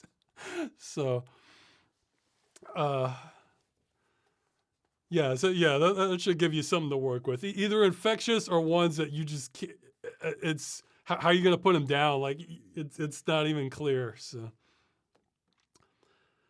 okay, they're considering leaving Australia for Serbia. Would you have any must-know advice for moving overseas? Um, yeah, I guess I mean, just kind of basics would be like have a plan for what you're gonna do once you land. Well, one for just for basic needs, like have an idea like how you're gonna find a place to stay, be able to communicate enough to just get some meals or buy food, that sort of thing. But also for if you're if you're moving, have a research as much as you can about the legal procedure, and you may not find everything you need to know online, but they probably will give you an overview of what you're going to need. Like, you know, might need to bring like your birth certificate, like certain kinds of ID or certification. One of the things I had to bring that I researched for was a copy of basically a report from my local police station stating that I did not have a criminal record. Like they needed that like an official document stating that. See, that's something you might not think of, and it could be hard to get. Yeah, hard to get once you've moved over there. So yeah, just look up all kinds of. Yeah, you might need to have printed out bank statements, that sort of thing. That might not be too hard if you can just go online and just print it out from there, and if they'll accept that. But something showing immigration places, they want to know that you have like a source of like regular income and like you can afford to stay there, so that sort of thing. But yeah, just look up the procedure and just learn some food, shelter, you know, like learn some essential stuff like that for must-know advice. And you can probably find a lot of that online. That's maybe have a backup plan, like if the place you were going to stay at is closed or there's a problem there. Like okay, well then, was there another hotel or something like that you can stay, that sort of thing. So when I say, did I walk into the police department?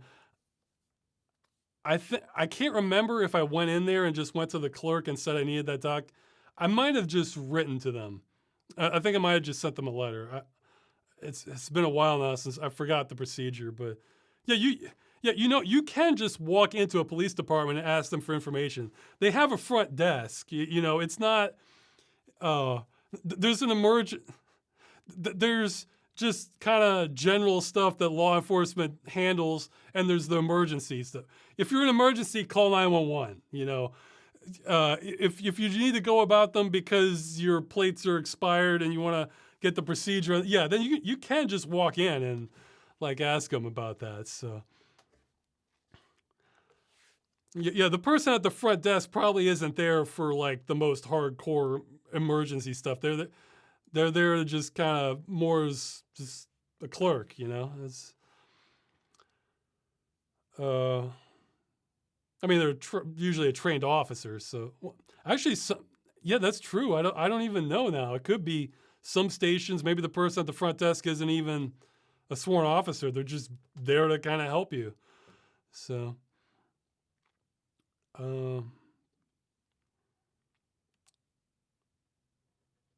okay. Any thoughts on the future of Deus Ex that appears and the other Eidos properties have been sold off from Square Enix? Yeah, I think I heard recently they're interested in getting more Deus Ex out. I'd say that who knows how that'll go, because I feel like the writing of I think I mentioned this before. I feel like the writing of Deus Ex, they've kind of written themselves into a corner.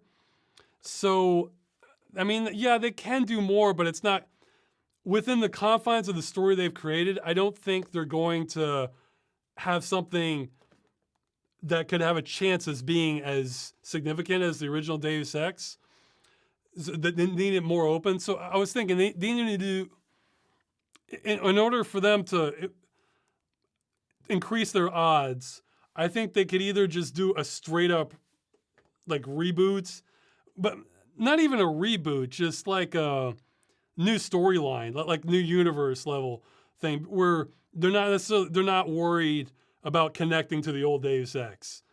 So, I mean, yeah, they could maybe throw in some Easter eggs in there to connect it, or the things that connect it to Deus Ex aren't the important things. Like maybe, yeah, like there are augmentations and UNATCO exists or something, but it's not playing in the same way as the original game did. Like if they try to follow the same beats as the original, I think that's a recipe for failure for like trying to make a really memorable game. There's two so they could either just start over and just act like the first one didn't happen. We're just doing something fresh now. It's like, okay, well, if it's good enough, I think fans will forgive you. The other option is they could do a side story. This one would be harder. Do a side story that doesn't really connect to a lot of the stuff that was in the original Deus Ex, but opens up really fascinating possibilities that have been considered elsewhere. See, part of the problem is the events that take place in the Deus Ex games are global. They're changing the course of history. So it's like, if you're working around that, you're automatically second fiddle. So it's difficult to come up with something as meaningful that way. So yeah, I mean, I think the best option, in my opinion, like I think they should make a spiritual successor instead. But in terms of like marketing and branding options, they want that Deus Ex name on it.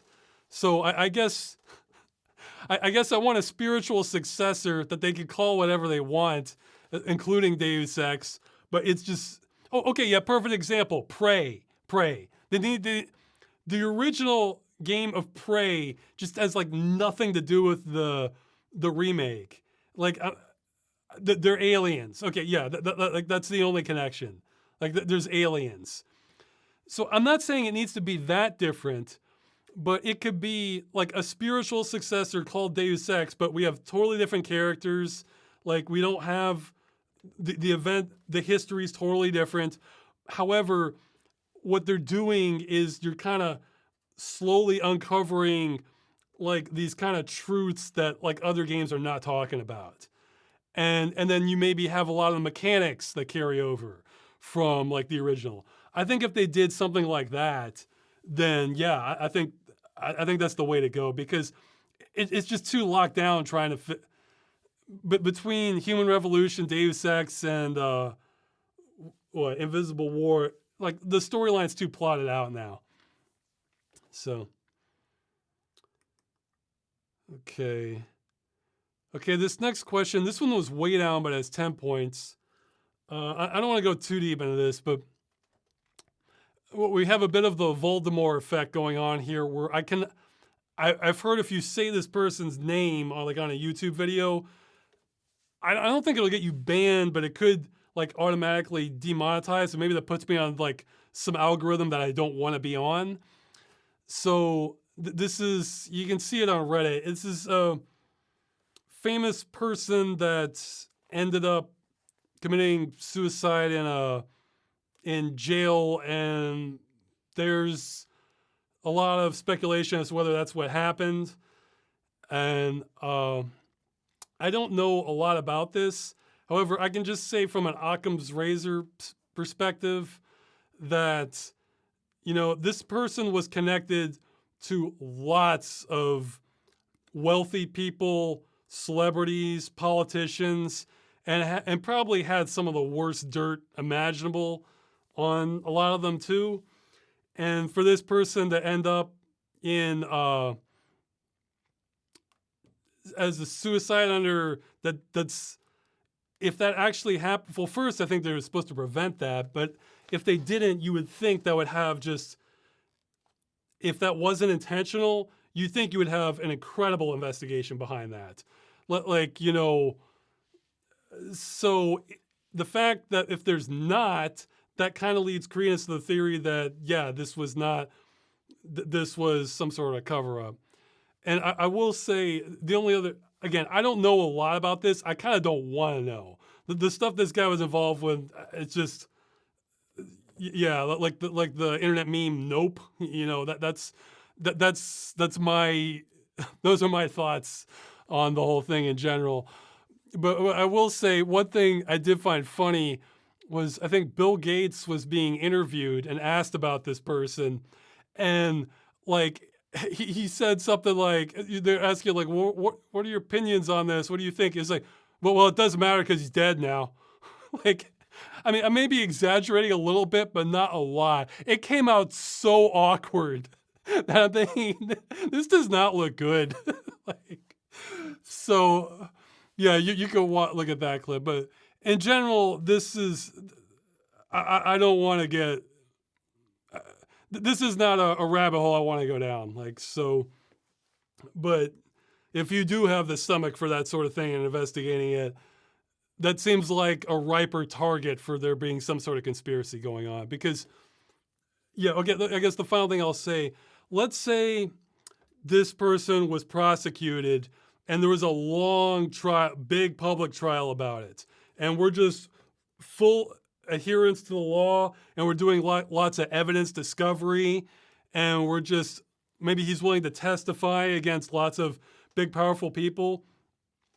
The extent that this may have affected things could have shifted the entire world order. I'm not even exaggerating. I mean, we don't know, or maybe not many people know, but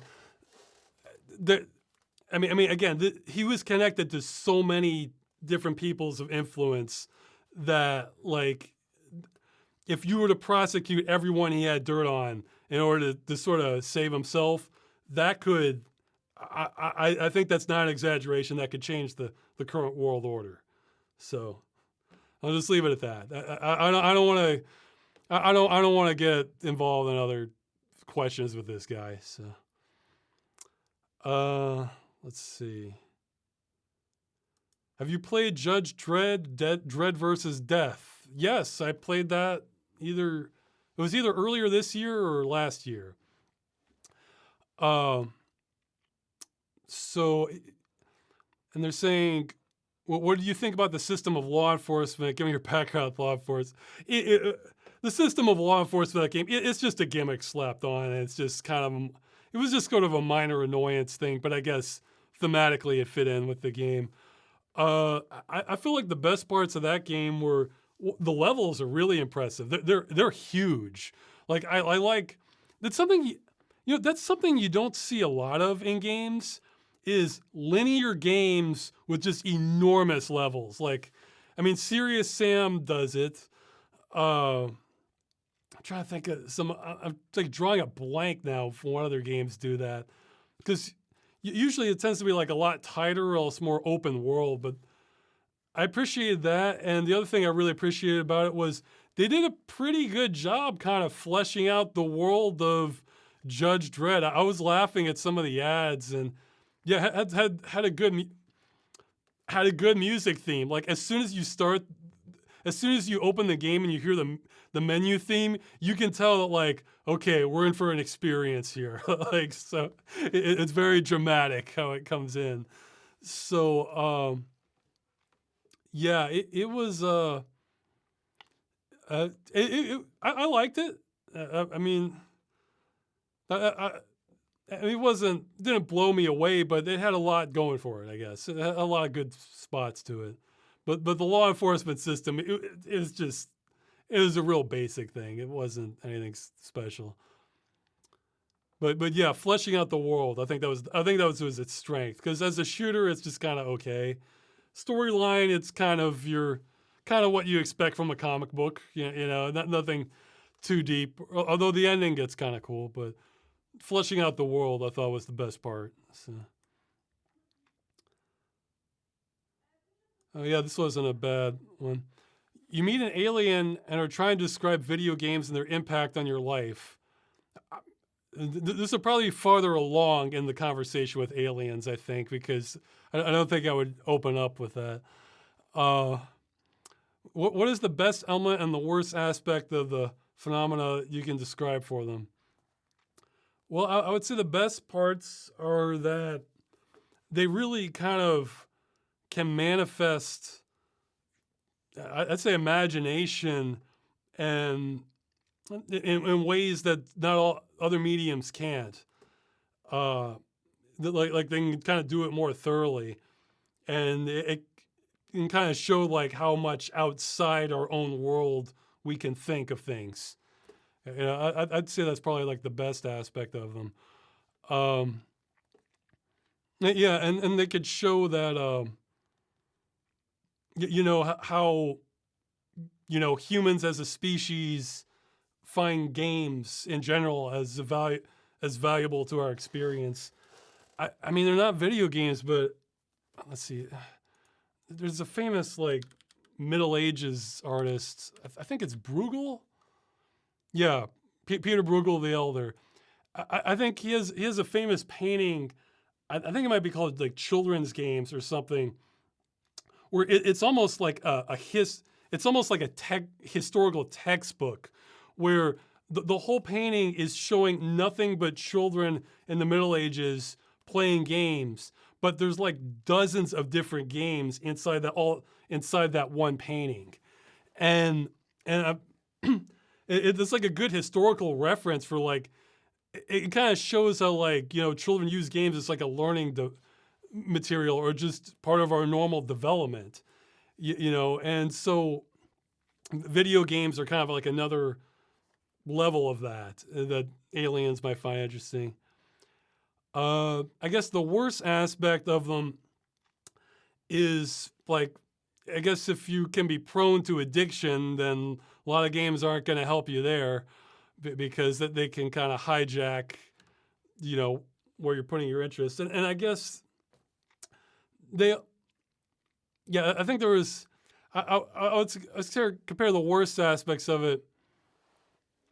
I would kind of compare it to, there was a great line in one of the South Park episodes where they're talking about weed, and like it was the dad gives a talk saying it's like weed's not really dangerous, but the thing about it is that when you're taking it, that's time you're not spending doing other things like having life experiences or learning skills or having like adventures, that sort of thing. You're just sitting there smoking weed. So it's that was a valid point to that. Like I mean, I'm not trying to downplay it. Some people find that very inspirational, but like if you're looking at like the downside of video games, let's say you do have goals in your life that you're trying to accomplish, or there are other skills you want to develop, or just practical things you have to deal with.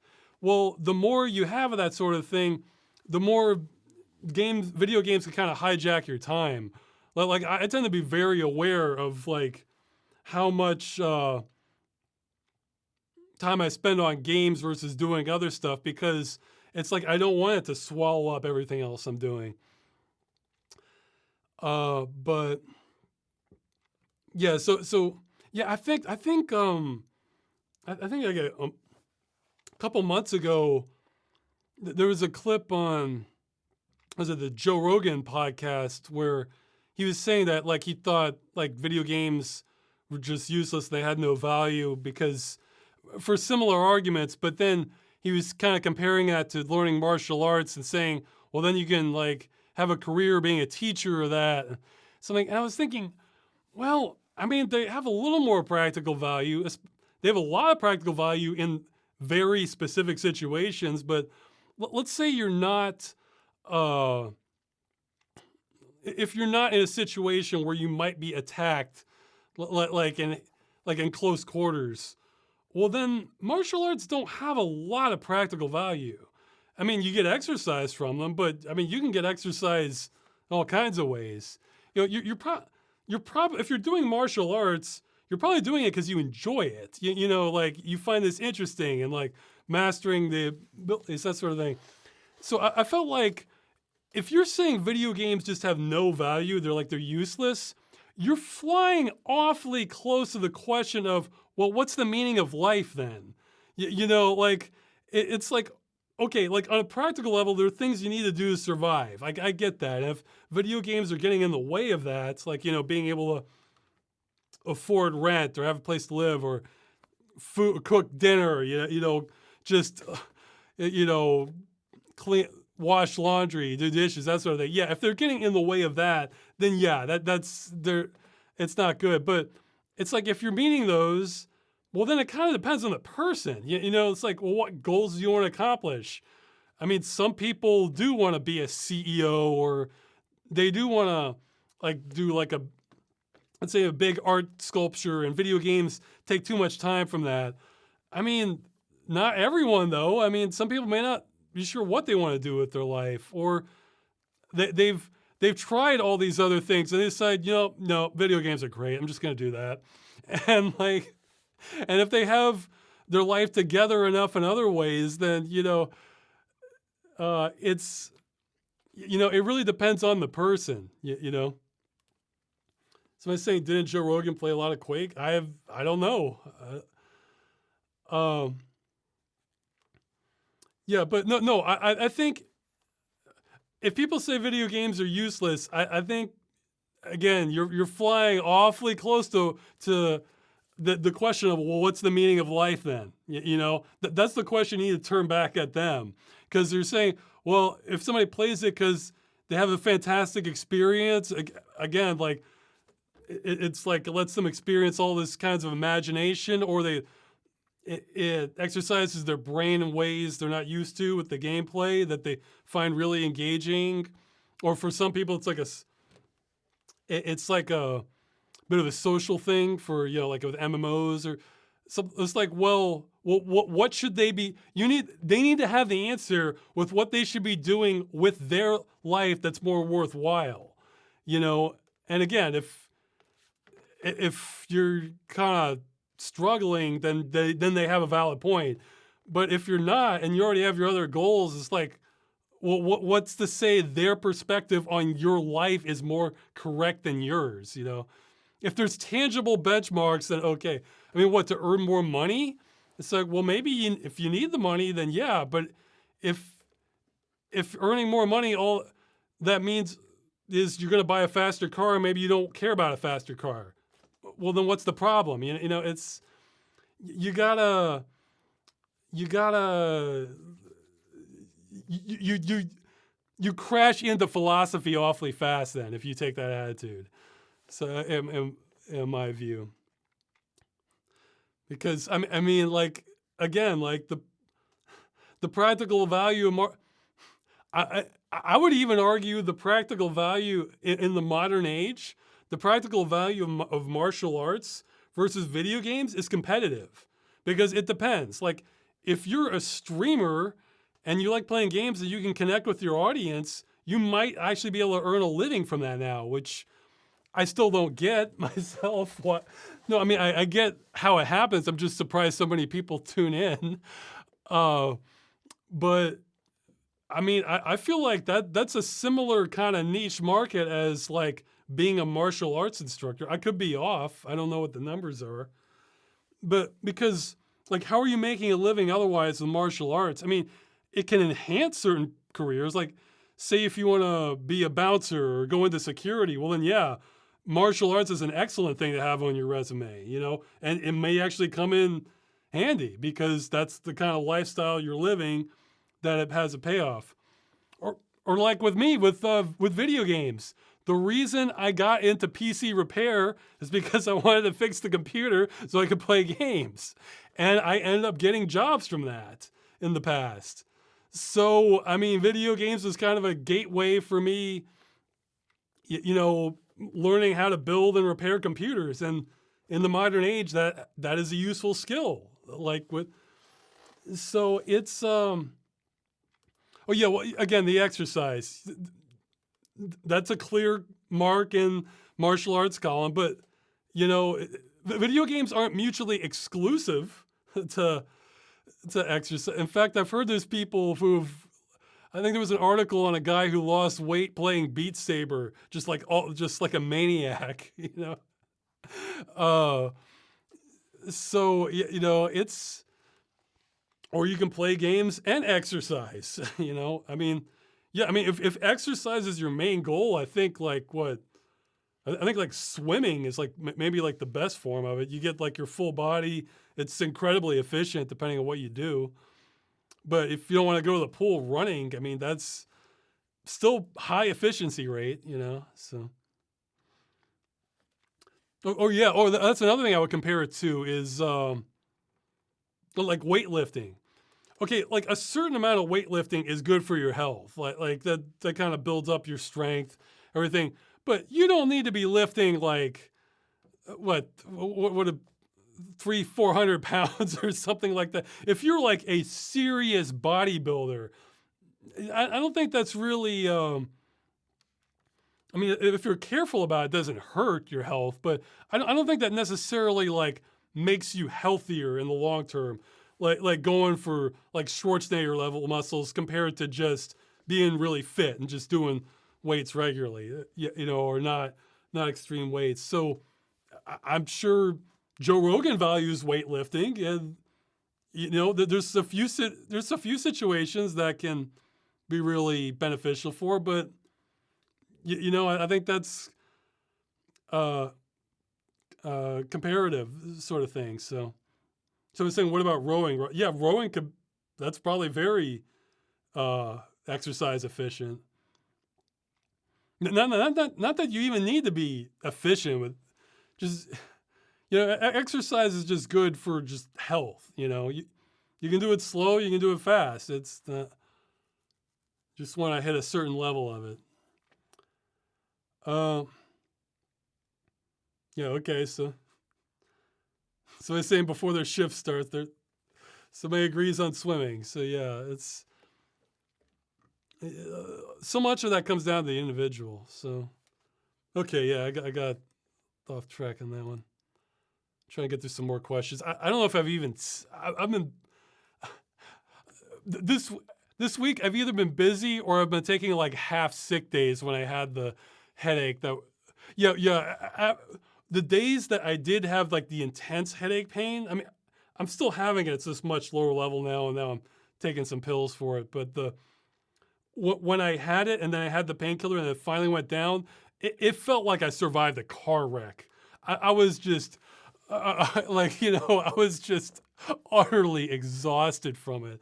It really was like I had a minor torture session because it just wouldn't. I have experienced more intense pain, but not for just that. Just kept going. It just kept going for hours. It was just like, you know, and like I couldn't even lie down to kind of sleep it off, or it was just awful. So. Okay, have you tried gyro aiming with a flick stick for controlling in a first-person shooter? No, I haven't, but I could see where that could be very good. Like I think I think I even mentioned it like on a video way back, like, or maybe it was in the GUI video or maybe a follow-up video for the Game Dungeon. where like I think that's kind of how the Wiimote did things for some things, and yeah, I could see it being a lot better. Uh, well, yes and no. I could see that being much more immersive. Now I have so much skill developed on mouse aiming. I'm not sure it'd be better, but it's the sort of thing where you would need people to test it to see which has the higher skill ceiling, like the mouse or like a motion controller. It's hard to say because, but I mean, if I found it more fun, that's all I would care about anyway. I don't need maximum advantages for everything with games. Have I played any of the? Okay, so I'll start picking more of the questions now. Have you played the reboot Shadow Warrior games like Flying Wild Hog? I played some of one. Uh, I, I really liked the trailer for it. It had some good things going for it, but like the level design, it just felt really kind of samey to me. I don't know. It wasn't winning me over. I ended up watching a playthrough of the rest of it. Maybe I'll look into the others. I don't know, but it's not as high on my list. But yeah, the one line, it had some funny one-liners in it. I remember that. Yeah, like with the fortune yeah, they had some funny fortune cookies. I remember. And again, I love the trailer to the first one where they're playing. What's that song? It was in the Transformers movie. I forgot the title. I'm sure the chat will remember. Best video game movie. I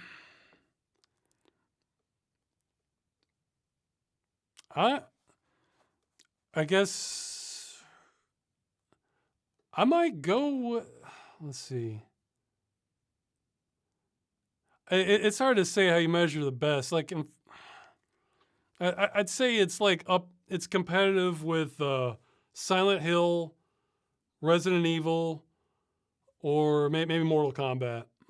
For those three, and Mortal, it's like none of them are like the greatest movie, but it's like you have a good time watch, or you get the right experience.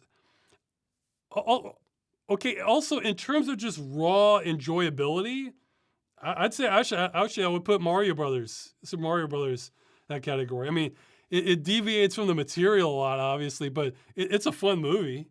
So I mean, so yeah, I don't know. I'd say I'd narrow it down to those. Somebody's saying Sonic. Well, Sonic, it's not for general audiences. Like, no, not for adults. If you're a kid, I can understand where you think Sonic's the best movie. But for an adults, there was just too much stuff. I'm just like, okay, this is just for kids. Some of it. The Sonic movie, I skipped big chunks of it, but my favorite scene in Sonic was just Robotnik in his lab by himself, and then he starts doing a dance. Like to me, that was the best part of the movie. So, somebody's like Mario Brothers is a very interesting train wreck. It is from a production standpoint, but from like just let's say you've never heard of Super Mario Brothers and you just want to watch a movie. It's a fun movie, like so. And for Mortal Kombat, if you're looking for an action movie, I think you won't be disappointed. Like if you know that like okay, it's going to be a martial arts movie, some fighting, with some mystical stuff going. Oh yeah, the old Mortal Kombat, not the new one, the old one, because it has some fun jokes. I like how they leaned into the mystical element. It has like cool sets and atmosphere going on. It definitely has cheesy stuff, but the fights are good. You're kind of engaged. I mean, it's not a great movie, but I sort of look at movies like, I mean, there's great movies, and then there's movies where if I saw this in the theater, would I feel like I got robbed? Like, would I feel like this movie, like they should never have released this? This did not have redeeming value to it. And I feel like Mortal Kombat, absolutely not. No, if I watched that, I would have felt like I got my money's worth. Well, actually, I did see that in the theater, but just like as an adult looking back on it, it's like it's a fun time. And for Resident Evil, that one veers way off from the source material, but it's engaging. Like has a great soundtrack. The has has exciting action sequences, and I like the mystery element for like because the story's different as for what's going on. It has scary moments. It's not the best, but uh, and Silent Hill, it kind of gets. It feels a little off, but it kind of captures that trippiness of the original of the games. I mean, and they use some of the same music, so it's let's see. Somebody's mentioning Prince of Persia. Yeah, Prince of Persia. I mean, it's like okay. I feel like they tried, but it just never really, especially compared to the game, like the Sands of Time. Uh, it just felt like too much of a letdown because I mean we're missing our sand apocalypse, largely leaving out the time travel and the sand monsters and the separate reality and the mystery. We didn't have any of that in the Prince of Persia movies, so. Uh, but yeah, they tried. They tried. I guess it's so yeah. I would limit it down to those four, like Resident Evil, Silent Hill, Mortal Kombat, or Super Mario Brothers, and they're not necessarily the most faithful. I guess out of all I mean, it's probably the most faithful. Probably isn't even on the lists that I would consider for the best movie, but. I mean, I haven't seen every video game movie, but I feel like for the kind of news I consume, if there was a video game movie that they killed it, like it was awesome, I would probably have heard of it. So, like, yeah, Postal. This isn't I'm saying Postal. Postal. I feel like that's easily the best out of the Uwe Boll movies I've seen. It it wasn't as overtly painful as the other Uwe Boll movies, and it had funny parts. So it's still kind of a mess, but considering the source material for Postal 2, it's not too far off, and it did have funny parts. So it's a mix, you know. It's not what I call like a great movie, but.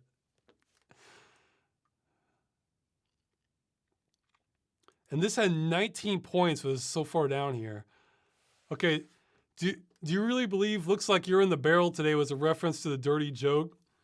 Well, it's the sort of thing I never, in Freeman's mind, it's the sort of thing I never even thought about until I started making Freeman's Mind. Like, I think I just glossed over it when I played Half-Life. And then, but in Freeman's mind, I'm going through this step by step, you know? So I'm seeing everything that just about. And then I realized, oh, wait a minute, that is a dirt. I just completely forgot about that. I was thinking, oh, okay, let's roll with it.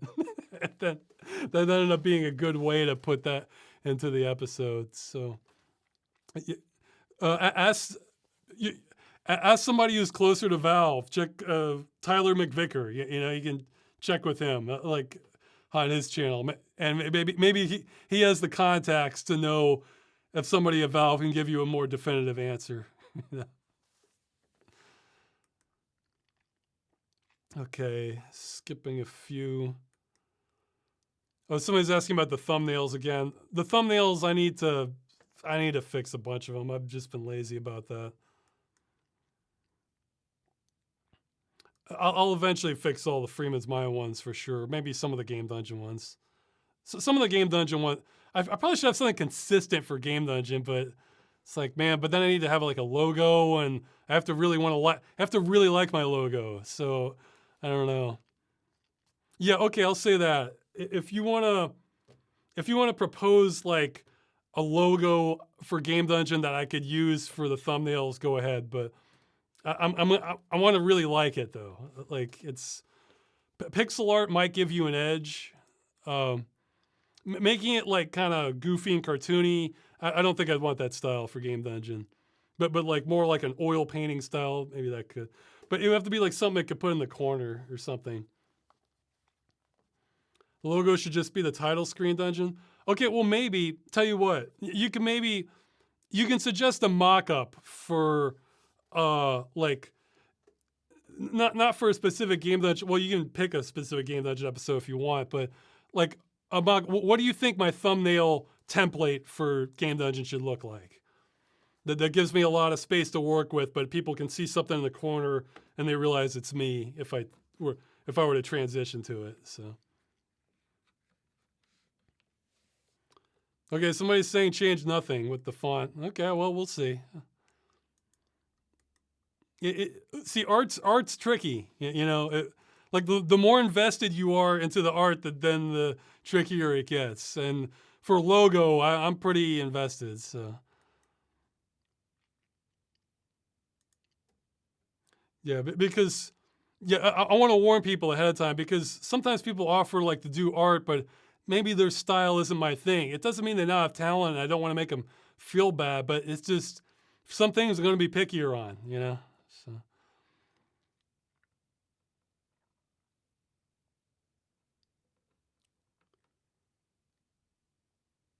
Well, this is a good question if I can remember. What was the situation where you screwed everything up but no one ever found out it was you? I'd have to think about it. That has happened. But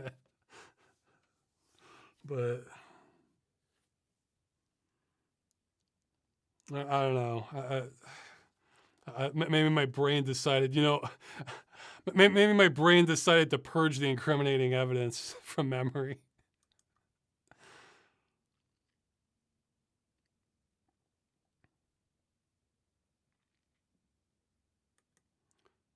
Okay, well, somebody's asking about like Commodore 64, why I thought the player was helpless without a manual and it's cryptic. Oh, I think it happened because people were still figuring out like, well, what makes a good video game? What is a video game? You know, that was still early. Those questions were not nailed down, or maybe somebody wanted to try something new. You know, it's like, okay, well, these people did it right, but here, let's try it our way. This could be cooler. You know, it was a very experimental time in games. I see that in some ways, I see that as the most interesting era because, like in the 90s and especially onward, we had more established, we figured out more what makes a good game or not. And in like the 70s and earlier, like with Atari stuff, the technical barriers, the games are more primitive, so you couldn't do as much. But Commodore 64, you saw a much wider range. So, okay, I'll try and go faster through the questions and try and get to some live ones. I'll answer this. I think I have answered this. The movie. Have you considered doing short videos to establish pipeline first? Yes, absolutely. In fact, there's a very high chance that'll happen. Or I might do like little shorts that takes place in the same sort of world as the movie, but they would just be like a couple minutes. I'm definitely leaning towards that because just as like a technical ironing out of things, you know. But I wouldn't want to do that too far off from release, so we'll see. This is an excellent question. Do you have a specific kind of house that'll be your dream house? Not exactly, but I bet I can narrow it down if I was showing like a roster of things. They've always loved southern farmhouses in the U.S. with a proper porch where you relax in the rocking chair. No, that's not my style. I think I would like. It's weird. Like part of me likes like kind of futuristic, kind of geometric shapes, modern design, and the other part likes a friggin' castle, like in the Black Mirror. So I'm not sure how you reconcile those two things. I would want lots of forest though. I think I would probably like mountainous areas too. But and I guess I do like some sort of some sort of like wooden cottage look places too. I can kind of like that look. But yeah, that shows where my brain's at. I don't think I'd really be to like a southern farmhouse. It's this is all theoretical anyway. I'm still. I have no idea if like housing prices at some point they're just gonna crash again, and then maybe it can be affordable for more people, or if they're just gonna sort of go up forever, and we're just entering an era where you know, like sort of neo-feudal times where like like the lord owns the property and you and like the peasants just work on it and just live on it. You know, like if we're heading back to that. Yeah. I have no idea which way it's going. So.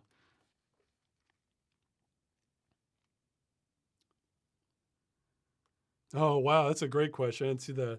If you're able to go to college again, what would you want to major in? Hmm. Like I guess okay, from the hmm. I want to say from the perspective of like just okay, from like wanting to earn a living, maybe I would actually go into something like economics and then like try to get some sort of job with financial stuff because I don't really have like a passion for that at all, but it seems like there are when you look at how the world is structured, it seems like there's a hell of a lot of opportunities in finance. Like if you're willing to play that kind of game.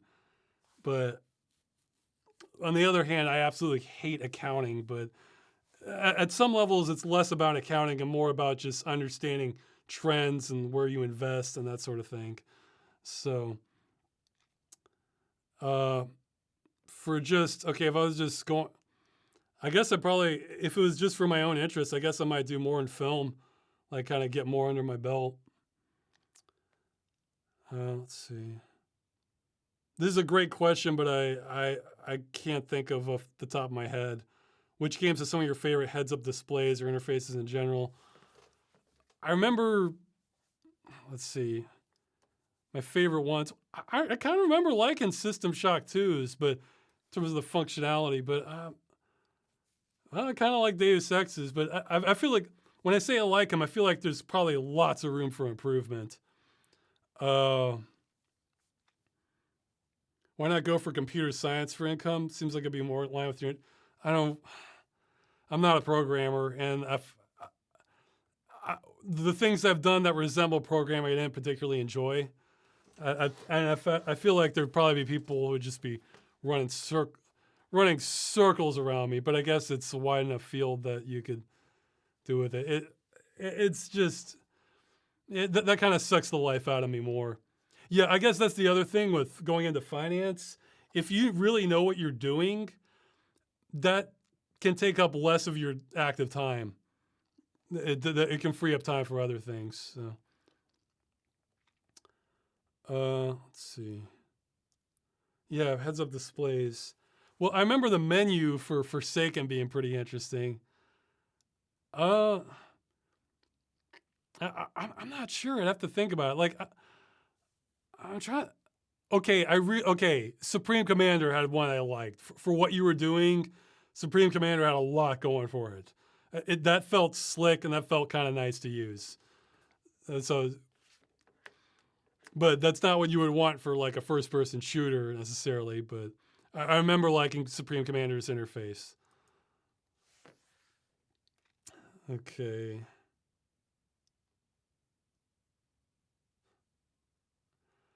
Skipping some more questions.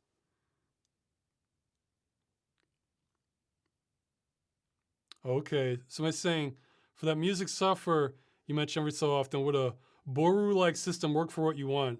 Essentially, songs would be categorized through a handful of tags. No. See, this is a common trap. See, that's one of the mentalities on music is, well, you know, songs can be kind of hard to find, but let's just apply every word or genre or style that applies to it, and through that we'll get something that's sorted. You will get something that's sorted, but you're going to get some songs that are overrepresented. Because let's say you have, see, I want to make it so that, like, if I click on a category and just hit random play, every song has an equal chance. But let's say you have a song that's like kind of, it has like a lot of rock elements, but it also has a lot of electronic elements. So that song is going to get represented twice as much as songs that are just pure electronic or pure rock, because it's coming up twice as many times with the genres. So yeah, that doesn't, I understand if you're just trying to find something, that's a good system. But see, I want equal representation on the sorted music. So I want every song to have like an equal chance, and that doesn't get you there. So yeah, I've been there. I've been there already years back when I was. Ross, planning on making a Destiny 2 game dungeon? No, I don't have any plans for that. I'm not I'm not enough involved with Destiny on any level to really have a strong enough opinion about it for game dungeon. Yeah, my big opinions on Destiny 2 are I think the art direction is just frigging gorgeous, and this I want them to have an end of life plan so that this game doesn't get destroyed. Those are my two big thoughts on it. So there are people who are way more into that than I am, and I just wouldn't add any perspective. Yeah, see, that's just it. It doesn't mean I have to be an expert on a game to make a game dungeon, but it means I have to have something worth saying. And I don't think I have much worth saying on Destiny 2. Like, for example, with like the Sonic episode, I'm not an expert at Sonic, but I felt like I maybe had some perspectives that not everybody had. So I felt like it worked out because of that. Let's see. Okay, just have to check questions faster. Okay, sorry, I'm just skipping more questions here.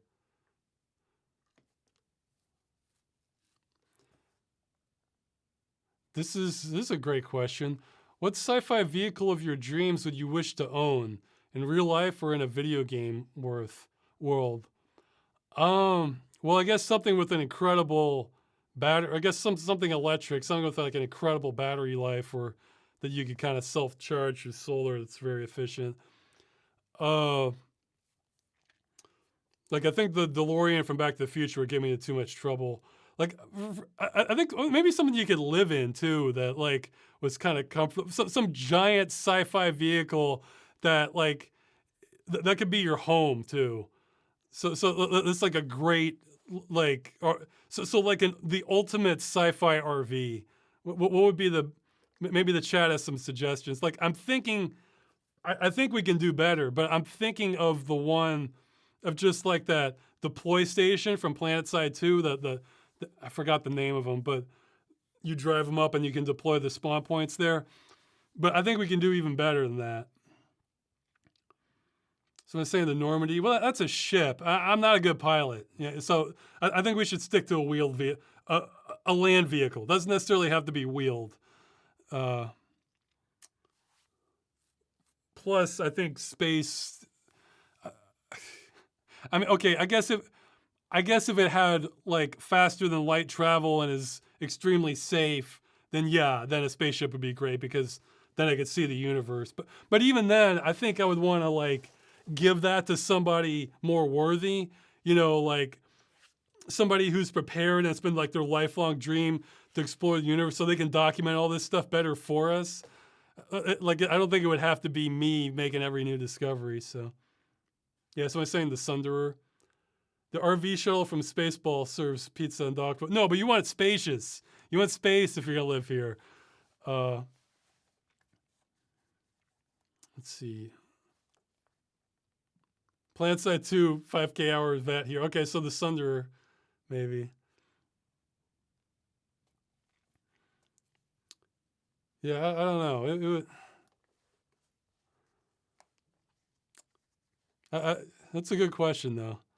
Yeah, I remember there was uh, there was a segment of like the Red Green Show where they were asking like, what's the perfect car, or the, and like again, it came down to philosophy because he was saying it's like, well, for one guy, for him it was the possum van, which is just kind of like this, utility van, and for another guy it was his monster truck. So he brought up that was kind of philosophy. It's different for different people. What's the perfect one?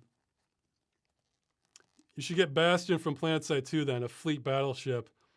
Well, maybe again, but I'm not a good pilot, and I like the idea of like, if something goes wrong, it doesn't crash and I die.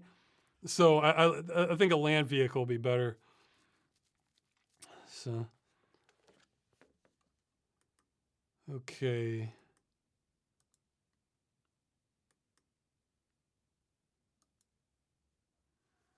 Oh, they want.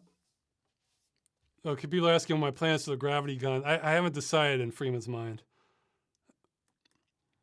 I'm not sure. It's like, is there? I'm trying to think if there's like a reason he would use it again if he thinks it's lost charge. Because that actually was, the gravity gun was like never really my favorite in the game. And that also it kind of leans into being more gamey in terms of like why. But the part that shadows my own experience in the game was I didn't use it much, and I remember being immediately disappointed it didn't work on the enemies. Like, because I wanted to use it on the enemies, and so it's just like, oh, really? It's like, so I lean into that. I'll see if he uses it again. I'm not sure. I mean, I think you have to use it by the Citadel, but before then, we'll see. I don't know. I haven't decided. But plus, okay, maybe this is just me, but I found, just from an aesthetic standpoint, I found all the sound effects of the gravity gun kind of grating. I don't know. Maybe it's because it like lights up. It's like I don't know. It just sort of wore down on me the way some other sounds didn't. I don't know if I'm the only person that was the case with, because some, like the pulse rifle or whatever it's called, the alien assault rifle, that one did not. I love the sounds for that one. It's like like that one sounds great. That one sounds like a slick weapon from the future. So, but the gravity gun, it was just kind of okay, so I could be in the minority on this one, but I remember the gravity gun sound effects getting a little grating for me. So,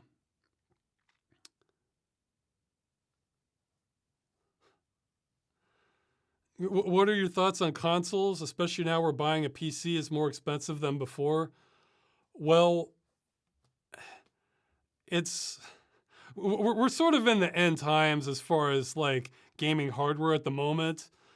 So I totally understand why people get consoles.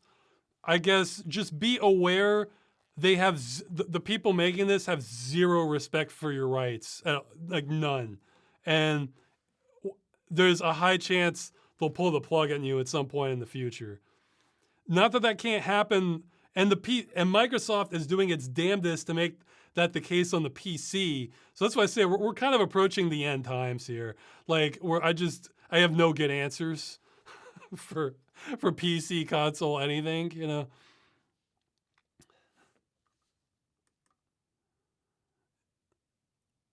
Yeah, I mean, we're not fully, we're not post-apocalyptic yet, but it's getting ugly what's happening with hardware and gaming in terms of like just longevity and having control over it. Like you didn't have these issues in the past where like you had a computer or you had a console, and let's say you want to play it in 10 years and you keep it in great shape. Well, you can. I mean, it's, whereas now we're throwing up a lot of interference. Okay, somebody's asking, so I'll clarify this. So they're saying, so Windows 11 requires an internet connection, right? Windows 11 on release, I believe, does not.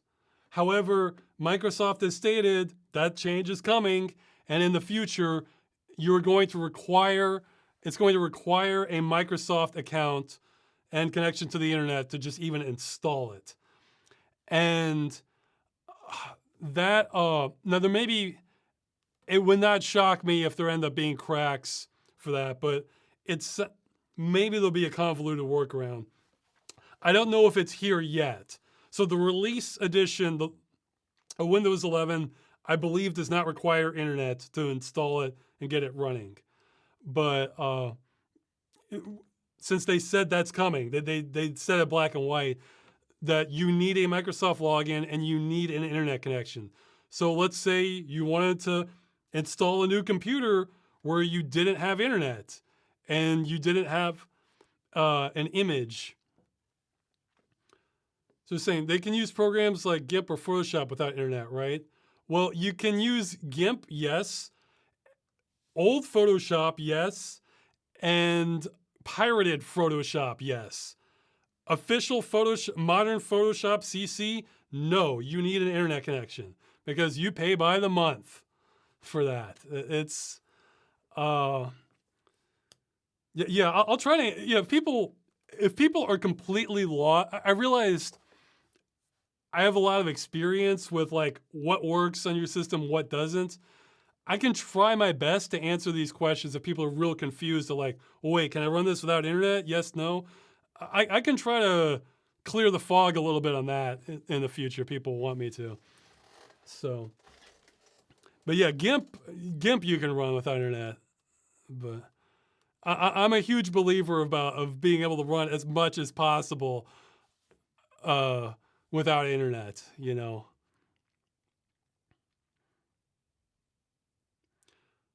Aren't there certain types of people who refuse to pay for service stuff like that outright and instead pirate it?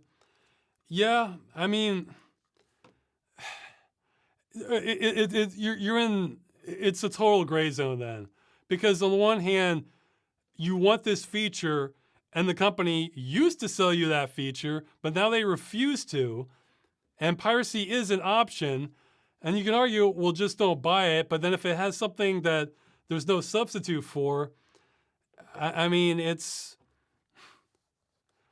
I guess if you just want to be totally above board, you would just pay them the reasonable price for what it used to cost in the past for that much of a subscription and then just pirate it.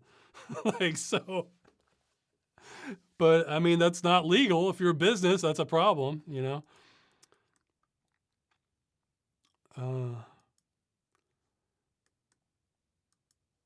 And plus the feature you want is something that has been standard throughout all of history. Like, as in you buy a product, so now you own it and you can use it how you want, and you can let it sit there for years if you want, then use it later. I mean, these are not, because sometimes it's a feature like people will like to pile in and say like, oh, you're so entitled to that. We're talking basic ownership of your copy is the feature we're talking about here. You know, so it's, I feel like that shouldn't be jeopardized because, and this goes double when you've seen how horrendous many software companies are at preserving their own damn products. So, you know, the person who bought it and owns it is going to likely have far better stewardship of it than the actual company that created it in so many cases. Like, it probably goes up to like 10 times. We're talking about gaming. But, okay. Skipping more questions. I haven't played Stubbs the Zombie. I heard a lot of people say it's great, but it might be like a little too goofy for my taste. You know, I don't know. See, for me, the appeal of zombie games for me is like the world's ended, society is turned upside down now. And like, that's what I like the most about them. Or it's like scary. It's like a thrill. So.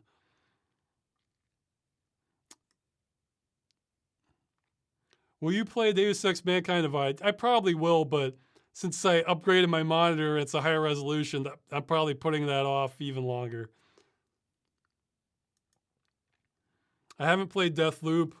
I played some of the new Prey. I don't know. I wasn't really getting into the gameplay or the aesthetics of it. The beginning was good. I ended up just watching a playthrough of the rest of it. The gameplay seemed kind of tedious to me. Deathloop I'm interested in.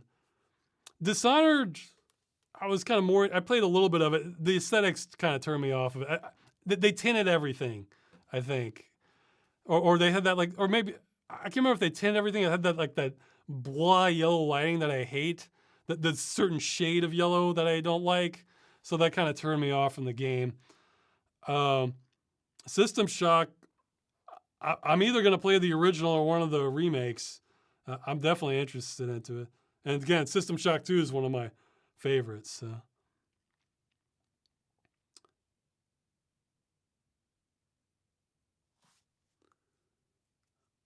Skipping some more things. What do you think about people who exist on the internet purely to get mocked at? And I don't know most of them. Chris Chan, I don't know who that is. Wings of Redemption, I don't know who that is.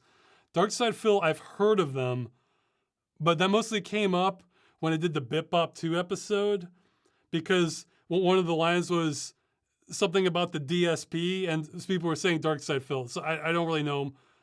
I know he's controversial. I think that's a lot. So it's like I said, I don't have a passion for the internet culture. I mean, if these people, well, maybe I just can't keep up. That's part of it too. But if the people were doing something that I just found amazing, then yeah, I might have.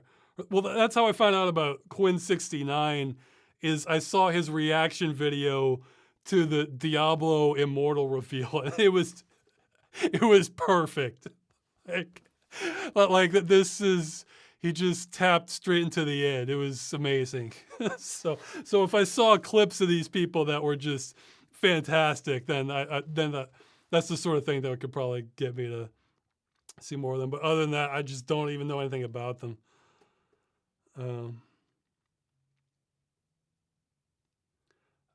I'm not really interested in tabletop gaming. I mean, I like the aesthetics of it, but kind of like turn-based combat, I find the mechanics to be a slog. But they have a nice aesthetic. And it could be like it's the sort of thing where I could be roped into if it was like a social thing, where we're going there to play it, but we're also just going to be talking and just having a good time, that sort of thing. Okay.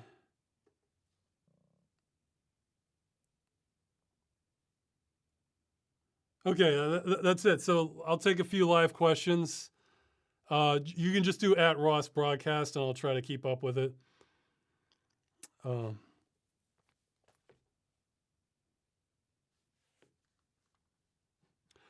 yeah, while I'm waiting, it's Quinn69 has he's had other great clips too. For what I've seen, he has the best deaths in the business. So like it always feels so heartfelt too when you see his emotions. I've seen some more clips from him. If you had the option of steering humanity towards developing Matrix-like simulations, while possible experiences can be simulated with lifelike detail, but the cost of never developing advanced spaceflight, never exploring space, finding aliens, and being wiped out by the sun going supernova. Oh, that last one's hard.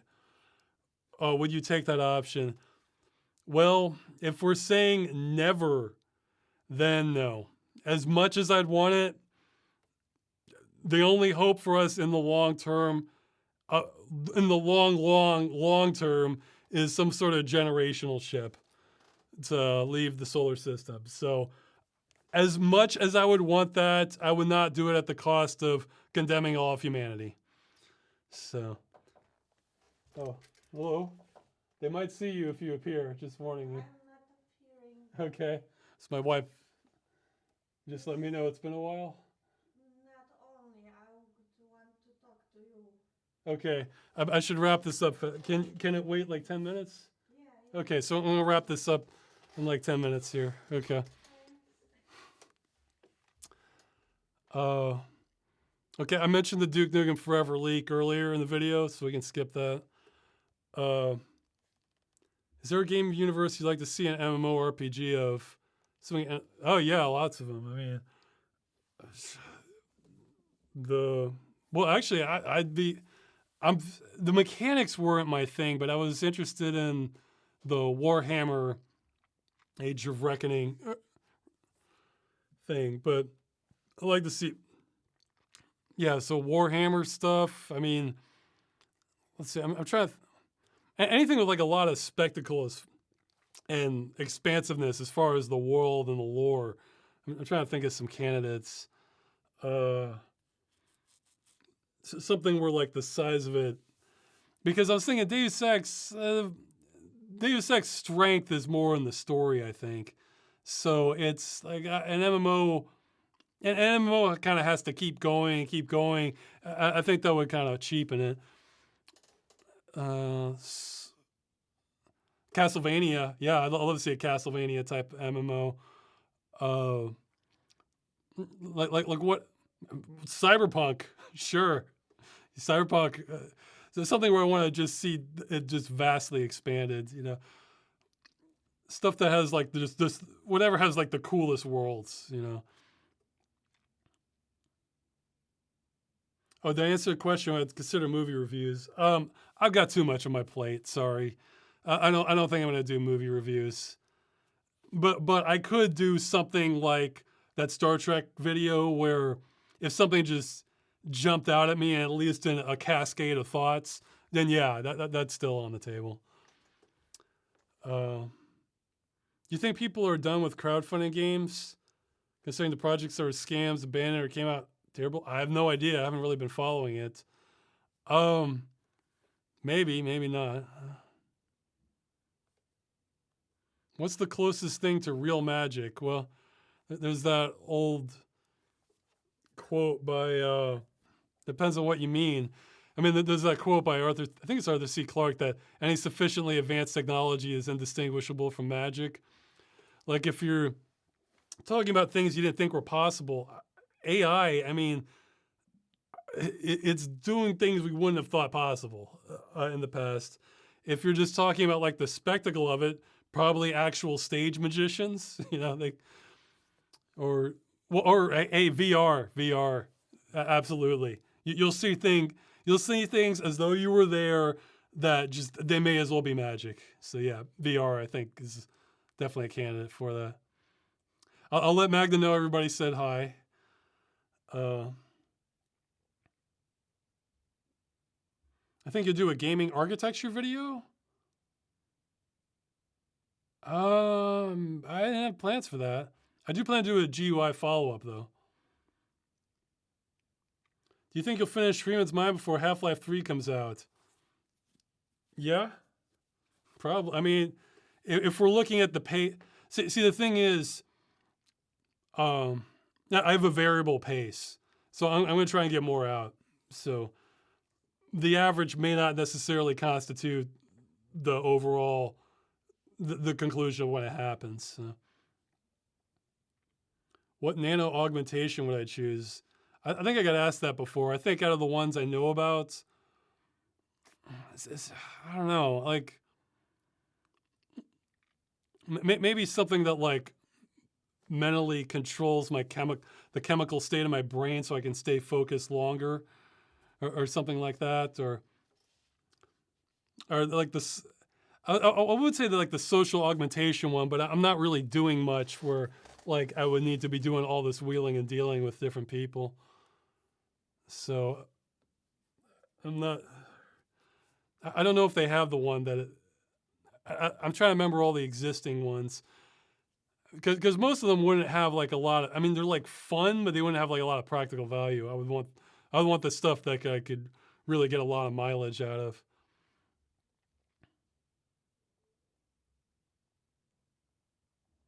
Do you consider using more soundproofing if resources allow?